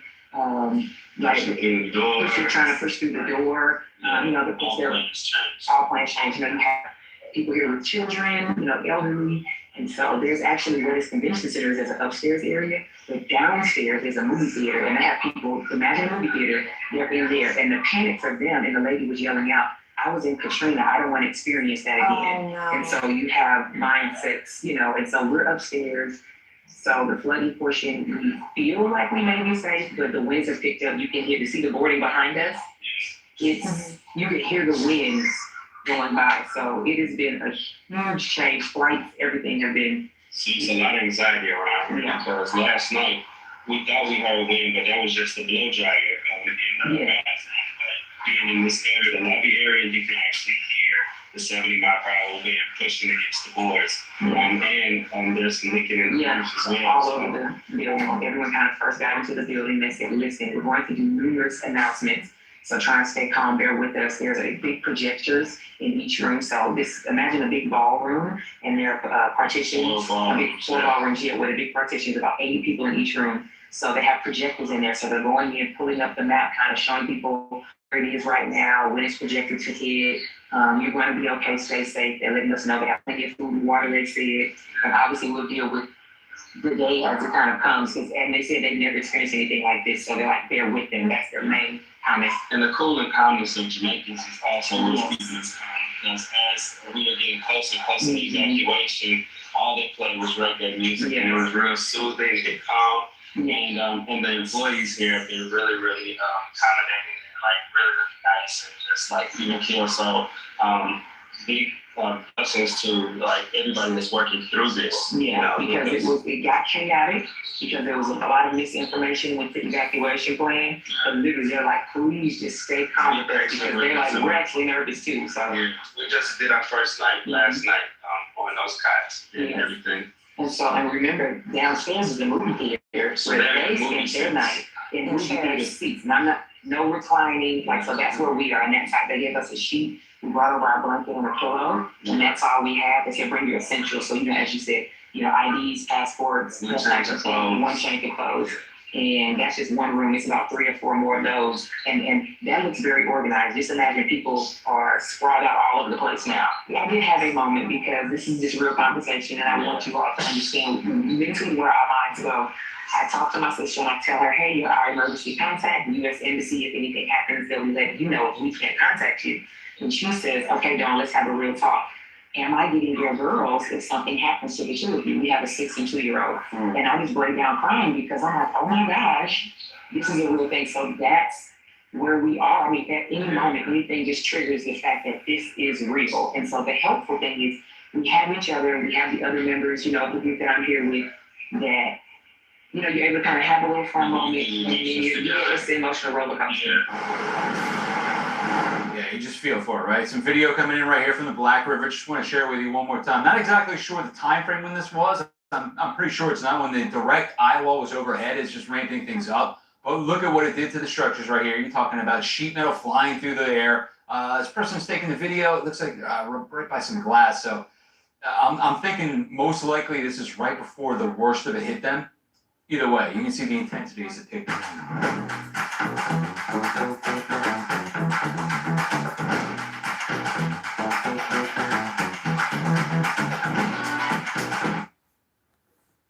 The video came from, and you can see what it looks like. If you're sitting there wondering how long is it going to be over land, it is gradually picking up and moving to the northeast at about 9 miles per hour. So get another 2-3 hours, and the entire core is going to be edging out across the ocean again, across the Caribbean Sea, ultimately getting into the warmer water, where it's going to retain its strength as it heads towards Cuba later on. Will it be this strong once it's Cuba?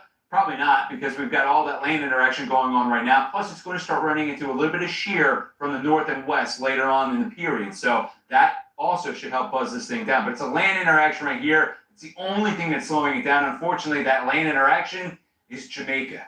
Here's the way it goes by the Black River. Look at that eye walls. It moves on the shore. You can see the darker shade right there. Also, if you look at it right here, right the first few frames, when you're looking at the darkness, that is the Caribbean Sea right there. There's the coastline. Once it gets inland, that's when you start seeing the land underneath that. So still clear skies in that eye as it peels away. I'm actually going to move. I have to move it up now because it has moved directions now. It's moving up to the northeast at about 9 miles per hour. We should start seeing another update here within the next 7 or 8 minutes. So something I'm watching. Who's up next? Montego Bay. And it's very hard to tell if you're going to take a direct hit on the dirty side. The dirty side is that northeastern quadrant. But you can see where it's headed towards you, right up in that region. So I'm going to pause this the last frame. This area right there, this is the bad quadrant you're talking about. Either way, you're still looking at winds wrapping around this thing at over 185 miles per hour at times, especially in the higher gusts. Unbelievable. All right, still to come.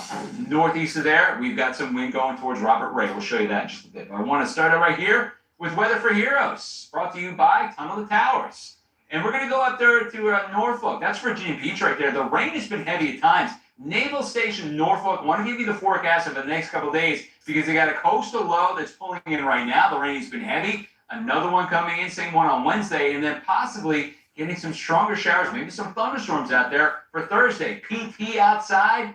It's going to be a wet one for today, tomorrow, all the way out through Thursday afternoon. So that's the forecast for you guys. We appreciate your service for sure. All right, still to come from Fox Weather, Hurricane HQ.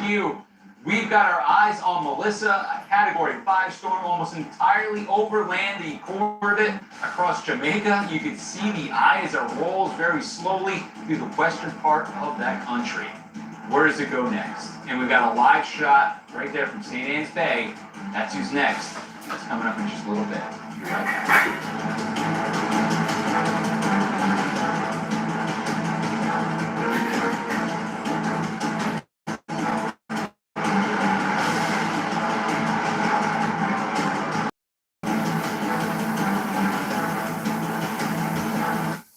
An important message for Americans ages 50 to 85. You seen that life insurance thing I got in the mail? From Colonial Penn? Yeah, that's it. It's over there. The recycle bin. I sent for this. You're buying life insurance now? Have you been to the grocery store lately? The last thing we need is another bill. That's exactly why we need life insurance. If something happens to either of us, those bills won't go away. Life insurance can help pay them. Funeral costs too. Take a look at this. It costs pennies a day.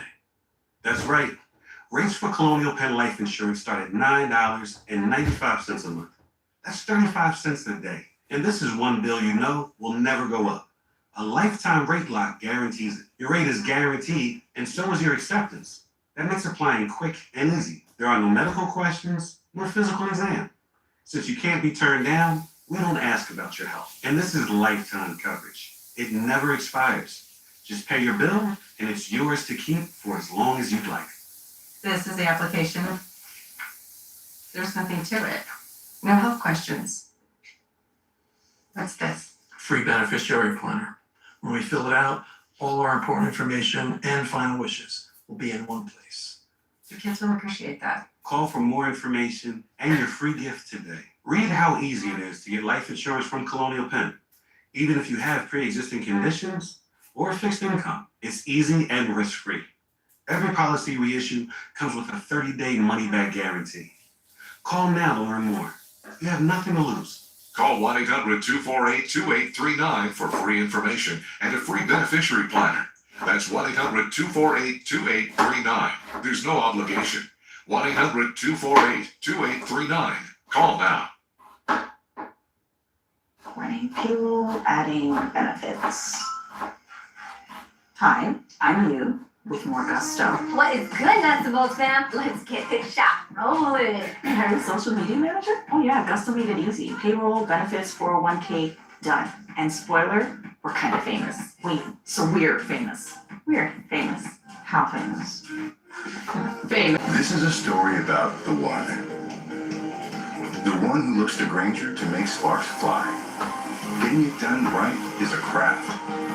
It takes experience, the right material, and the right partner like Granger with a wide range of professional grade products. For the one, working hard means others can play even harder. Call, click Granger.com, or stop by. Granger, for the ones who get it done.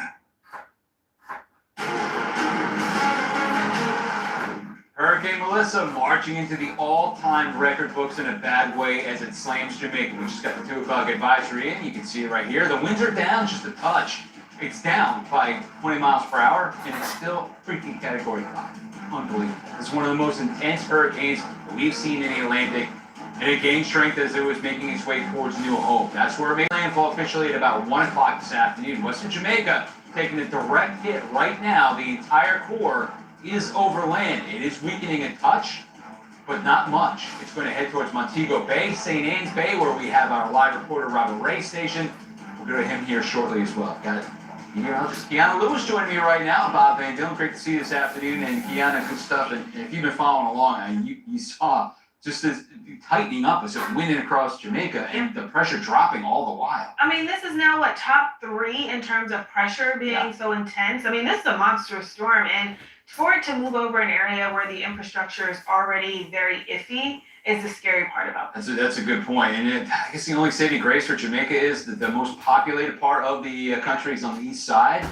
But it's still, if you're in the way of Montego Bay, you're still looking at a Category 5, almost on top of you at this point. Give it a couple of hours. You can start seeing these winds gusting to Category 3, 4 strength. You can see Category 5 still, the 2 o'clock advisory.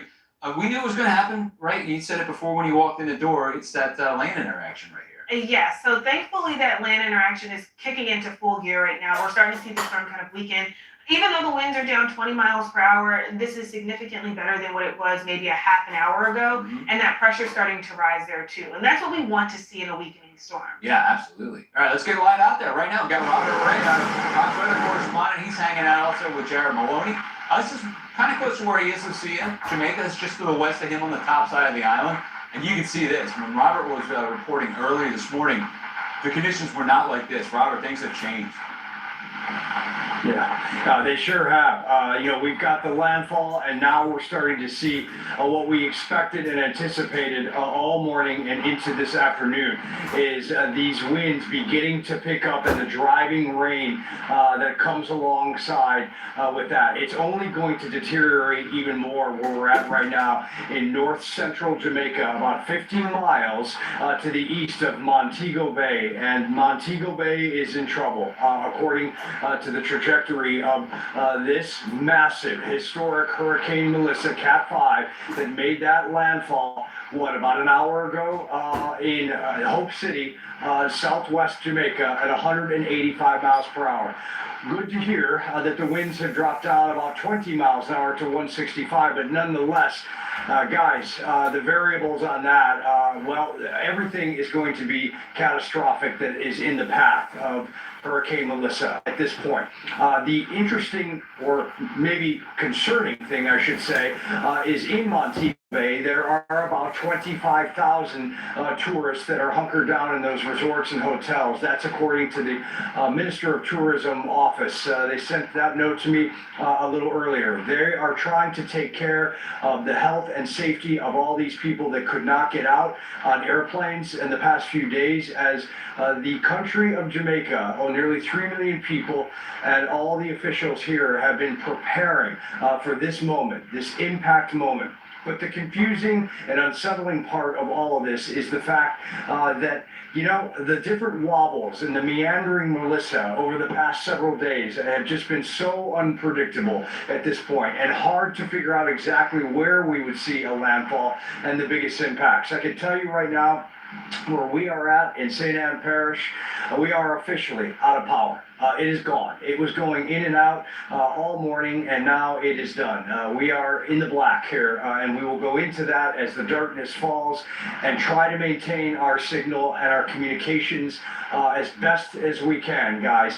Power in the island, at least as of 2-3 hours ago, according to officials, unless there's an update that I've missed, it was approaching 50% of all the island out of power. Communications is failing as well, but well over a quarter of the mobile cellular services are gone. If there's any silver lining to this, it's the fact that Kingston, the capital, about 1 million people that live there, that was originally thought to be taking a real hardcore wind field. It is not going to do that. Of course, flash flooding is on the table, with feet of rain coming down and sliding down those mountains and creating flash flooding scenarios and degradation of roads. But I say that that's a silver lining only because the airport may be spared in Kingston, and that is going to be key to the fact that humanitarian aid may be able to get in here faster than anticipated. If that airport does not able to open up, and Montego Bay Airport, which it looks like is going to be in big time trouble, then we are in for it for multiple days until we can figure out how to get help into this great island of nearly 3 million people, because they're going to need it. We may have a humanitarian crisis on our hands, especially in the Montego area, with all the tourists and the residents roads and infrastructure that is ripped apart. There is no infrastructure that can handle winds like this, nowhere in the world, certainly. So as I stand here now, driving rain that is coming off the mountainside, and by the way, about 15. Order anything to manage everything. With Granger's endless product options, you can work smarter, not harder. Call playgranger.com or just stop by. And roads already in peril. A quarter mile down the road from where I'm at, the Caribbean Sea, and the roadway that leads into Montego, about 50 miles, and dotted on each side of the roadway are businesses and then homes and neighborhoods up and down. We hope that those structures can last based upon the wind field, but the closer you get to Montego Bay, the less likely that is going to be for any structure that is not fortified.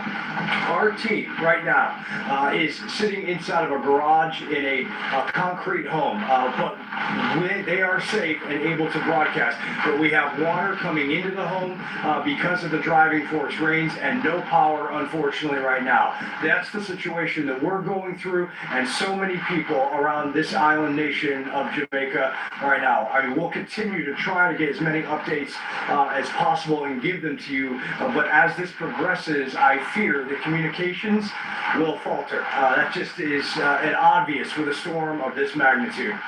Bob, Yeah, Robert, great reporting out there. We knew the power was going to go out. It's out right now. You talked about the flooding. We knew it was going to be storm surge around Montego Bay. And you talked about some of those houses starting to get submerged. Is that storm surge you're talking about, or is that the freshwater rain coming down? No, freshwater rain down from the mountainside. So in St. Anne Parish, about 15 or so miles. It's hard to tell exactly how far because of the roadways make a lot of winds and bends here. But all that water that is coming down off of the mountains, just going into these communities and inundating these homes. I mean, the pictures that we saw were homes where literally the water was almost above some of the roof lines.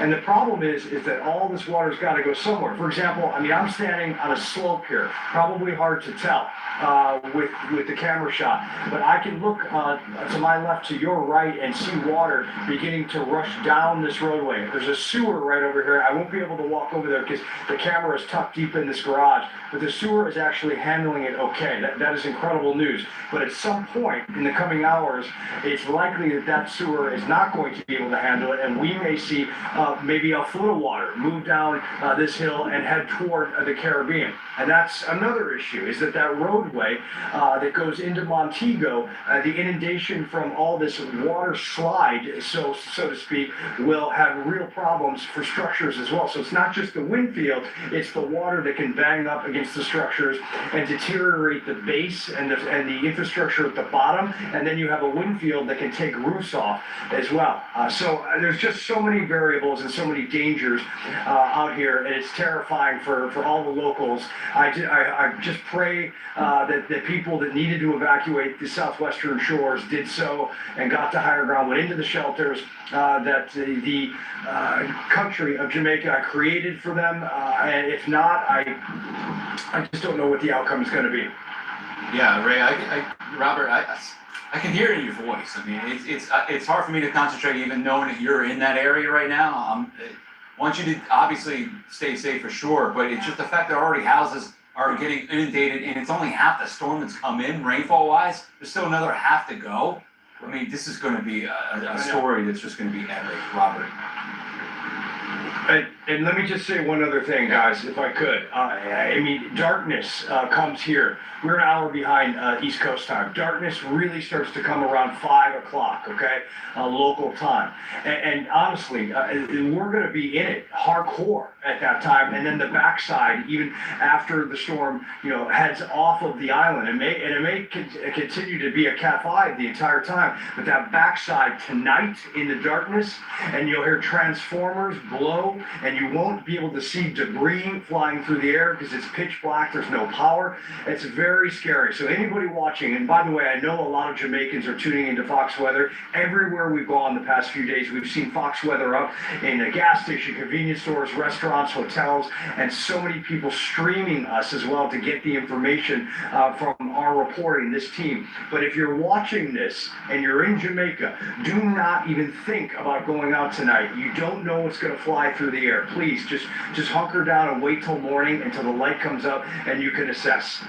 Please take that guidance. You know, Robert, you talked about a lot about the rain and the flood threat, and you just mentioned the wind. And I kind of want to ask you what your plan is, because where you are in respect to the storm, you're kind of in that northeast quadrant where we see the worst of the winds.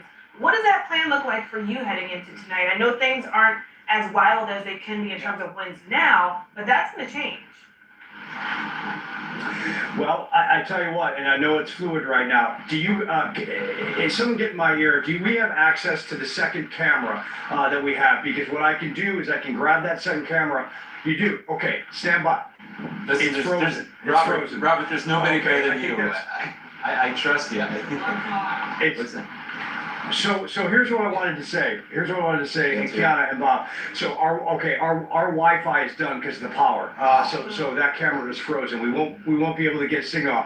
But I will tell you this. The home. Here, you know what? I got a picture of the home, and I want to show everybody. I'm going to come close.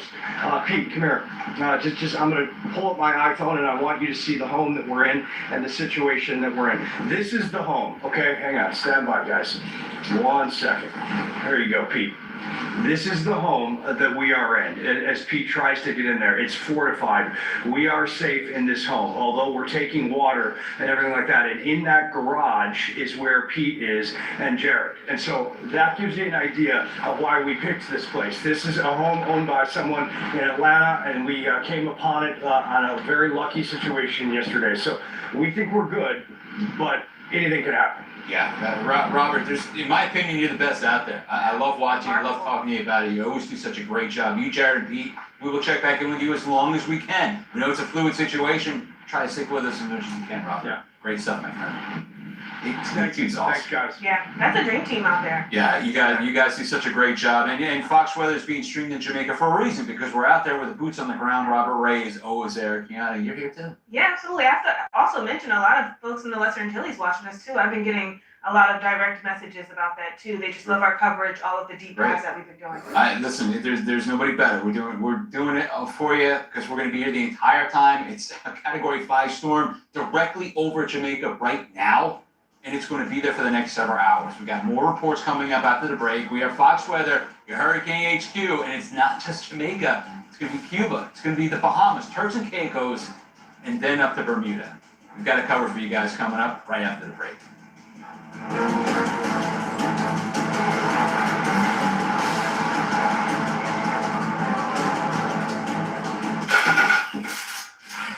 Yeah, dude, that doesn't look good. I know what to do. I'm going to cashnetusa.com. I can apply minutes, and if approved, I can have the money as soon as the same business day.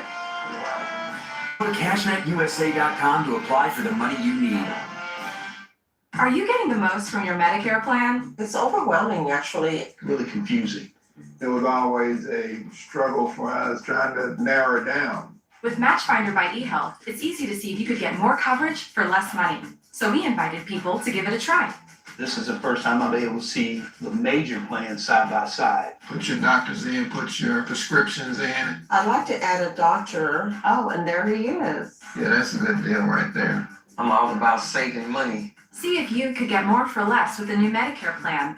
Go to eHealth.com and try Matchfinder.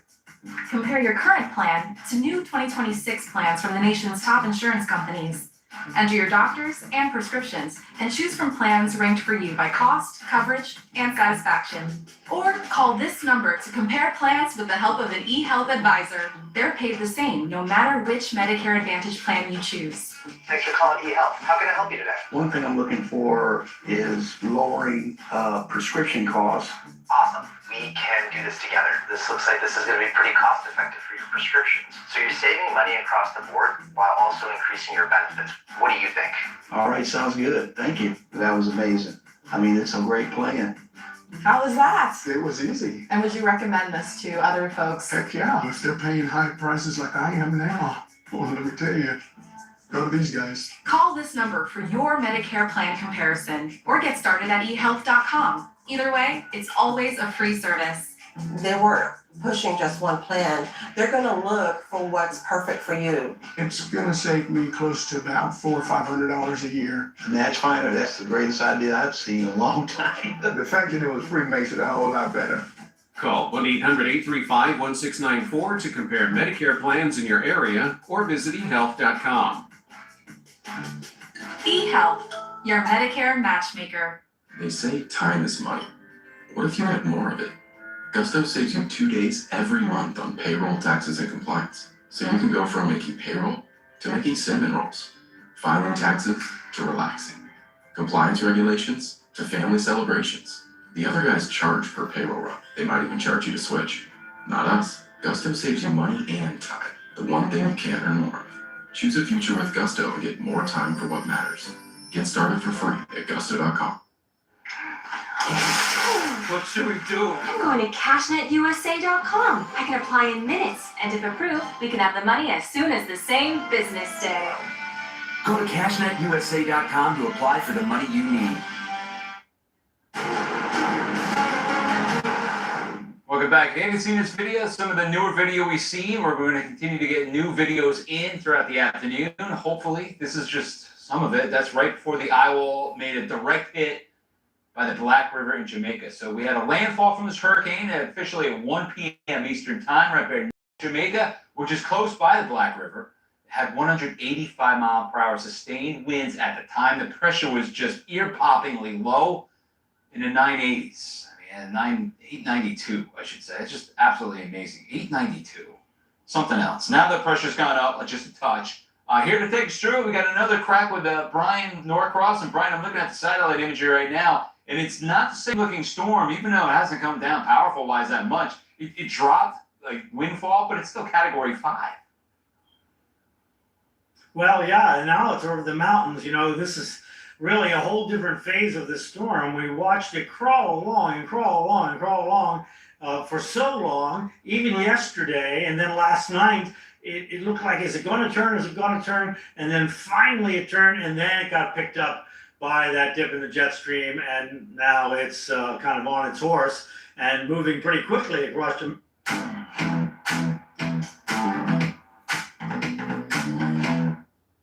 pristine, called annular, circular hurricane. Just you rarely see a storm like that in the Atlantic. There just generally isn't enough time, but the tremendous amount of heat in the water down here and just the atmospheric conditions it needed to crank up like that. And here it is moving over Jamaica. Now, as of the 2 p.m. advisory, 165 mile per hour winds are the estimated peak winds. Pressure coming up as the storm just generally weakens. You can see it on the satellite. Watch it kind of, a lot of dark in there because of the interaction with the mountains there. Now moving at 8 miles an hour to the north-northeast as compared to 2 or 3 tomorrow. 3 or 4 times as fast, and it is going to speed up even more. Here on the close-up, we can see the track kind of wobble around right as it was making landfall, which is often the case, especially on islands that have a lot of high terrain on them. And watch closely here and watch the amount of kind of black in there showing the disruption in the winds. It just is not that perfectly oiled machine that it was. Let's look at the super close up here. I have this on a 2-hour loop. You can see it going right over New Hope. Let's go back to the landfall time, which was right about 1 o'clock, backing up to 1 p.m. here, and there we are. So at that time, the eye was just starting to fill with clouds. So you can see that the eye is sort of up here. So there's the circle, and that's why they called New Hope the landfall point. That's the center of the circle.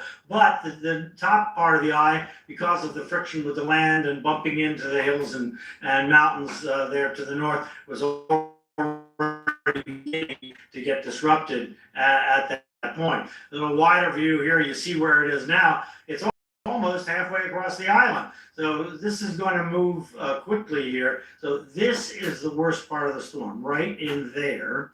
And then over here, the winds are all coming onshore. So we're still putting storm surge into Black River there on down to Treasure Beach, maybe on up to New Hope there. Then this is a fairly unpopulated part of the coast here, and some water is being pushed toward Kingston Harbor, but the winds in Kingston are not terrible, but just the water coming into the harbor is going to hold some of the water from running off the mountains from getting out. So on that whole south coast, as long as the wind is onshore, that's going to exacerbate the flooding from the fresh water that's coming down the hill.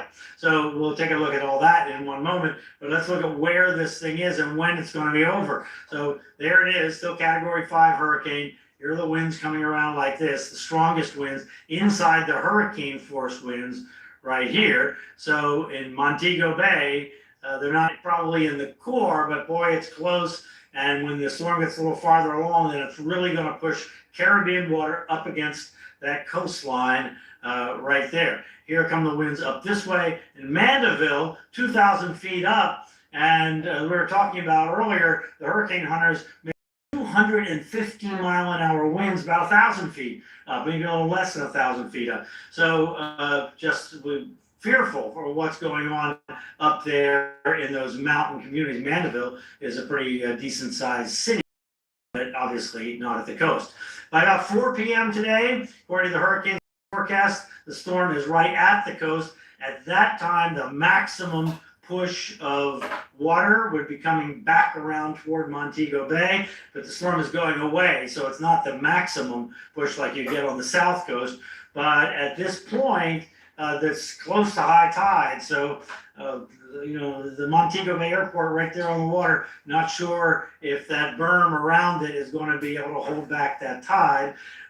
Where Robert Ray is over here in St. Anne's Bay, that's in the hurricane force gusts, right on the edge of the hurricane force winds. Ocho Rios just out of it. And you see it's still going to be onshore winds coming around this way at Kingston at high tide, even though the tides don't fluctuate a whole lot there in the Caribbean. But still, that's going to be holding the water in Kingston Harbor to some degree and prohibiting water from running out, which could exacerbate the flooding over the land.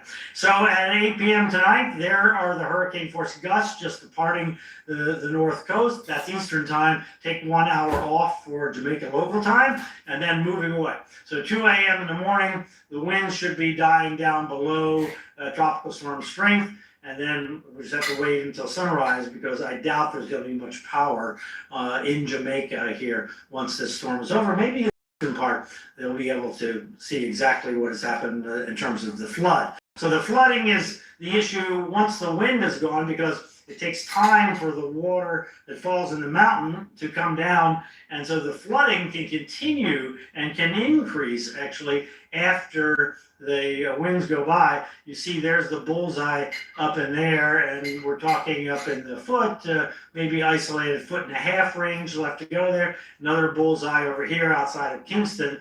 So that water is all going to come down through the Kingston metropolitan area there that falls on those mountains up there. Looking at Black River. Now, Black River is right down from the landfall place. So the wind was coming around like this in Black River and pushing the storm surge into this bay here.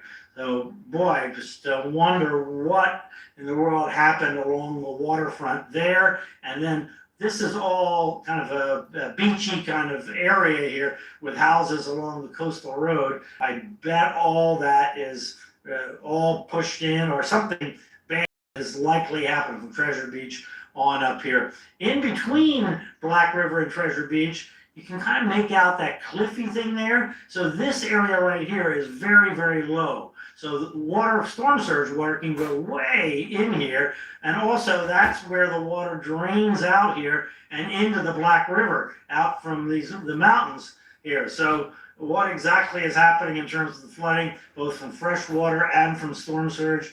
I mean, we're just gonna have to wait and see. We are seeing some video out of the town of Black River, which is elevated some, but there is a coastal component to it, and also the river and that low-lying area just to the east. So we'll just have to we'll wait and see what happened there.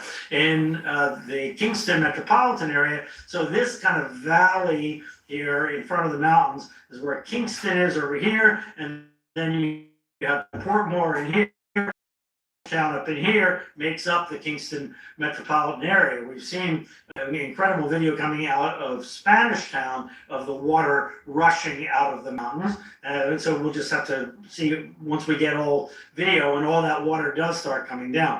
In terms of the storm surge, so the winds come around like this, and they're pushing it into this Black River over to, this is Portland Point here, this coast. Probably the maximum was right there this is St. Elizabeth Parish right there, probably maximum on that coast, Black River over to Treasure Beach, including the New Hope area where the landfall was. So just into Westmoreland Parish over there. That's where the worst of the storm surge is, but some kind of elevated water all along this coast. And again, high tide comes this afternoon yet. And then as the storm exits on the top side, coming around this way, up to 4 feet above normal high tide. So exactly how high that berm is protecting the airport, not sure, and the coastal road as well. So again, this is going to be a close call for impacts from storm surge unrelated to freshwater flooding and wind on that northern coast of Jamaica.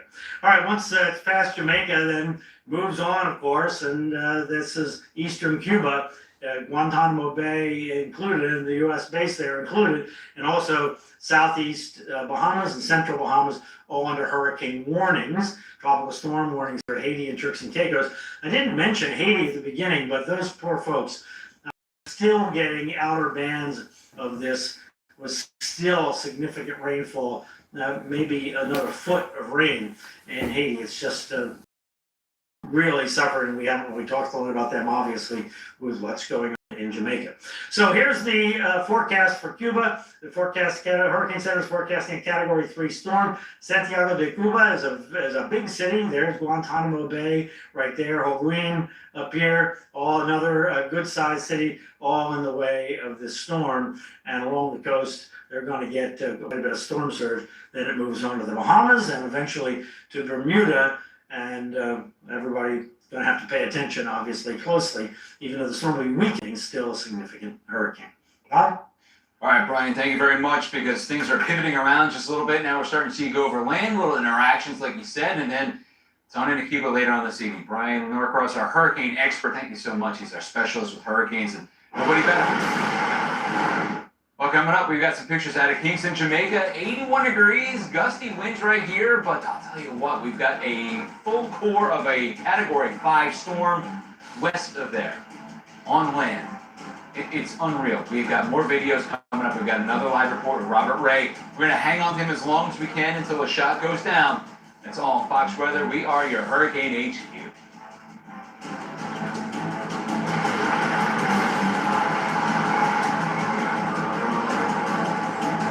I'm Jonathan Lawson, here to tell you about life insurance through the Colonial Penn program. If you're age 50 to 85 and looking to buy life insurance on a fixed budget, remember the 3 Ps. The 3 what? The 3 Ps. What are the 3 Ps? The 3 Ps of life insurance on a fixed budget are price, price, and price. A price you can afford, a price that can't increase, and a price that fits your budget. I'm 54 and was a smoker, but quit. What's my price? You can get coverage for $9.95 a month. I'm 65, retired, and take medications.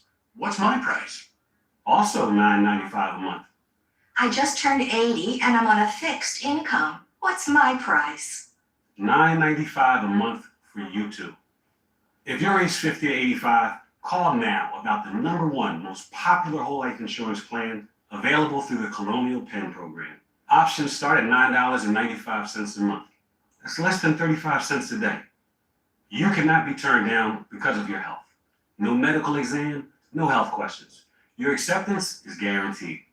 And this plan has a guaranteed lifetime rate lock, so your rate can never go. I began paying employees in 1988. I would handwrite checks and say, here you go. And you'll also get this free beneficiary plan. Use this valuable guide to record your important information and give helpful direction to your loved ones with your final wishes. And it's yours free, just for calling.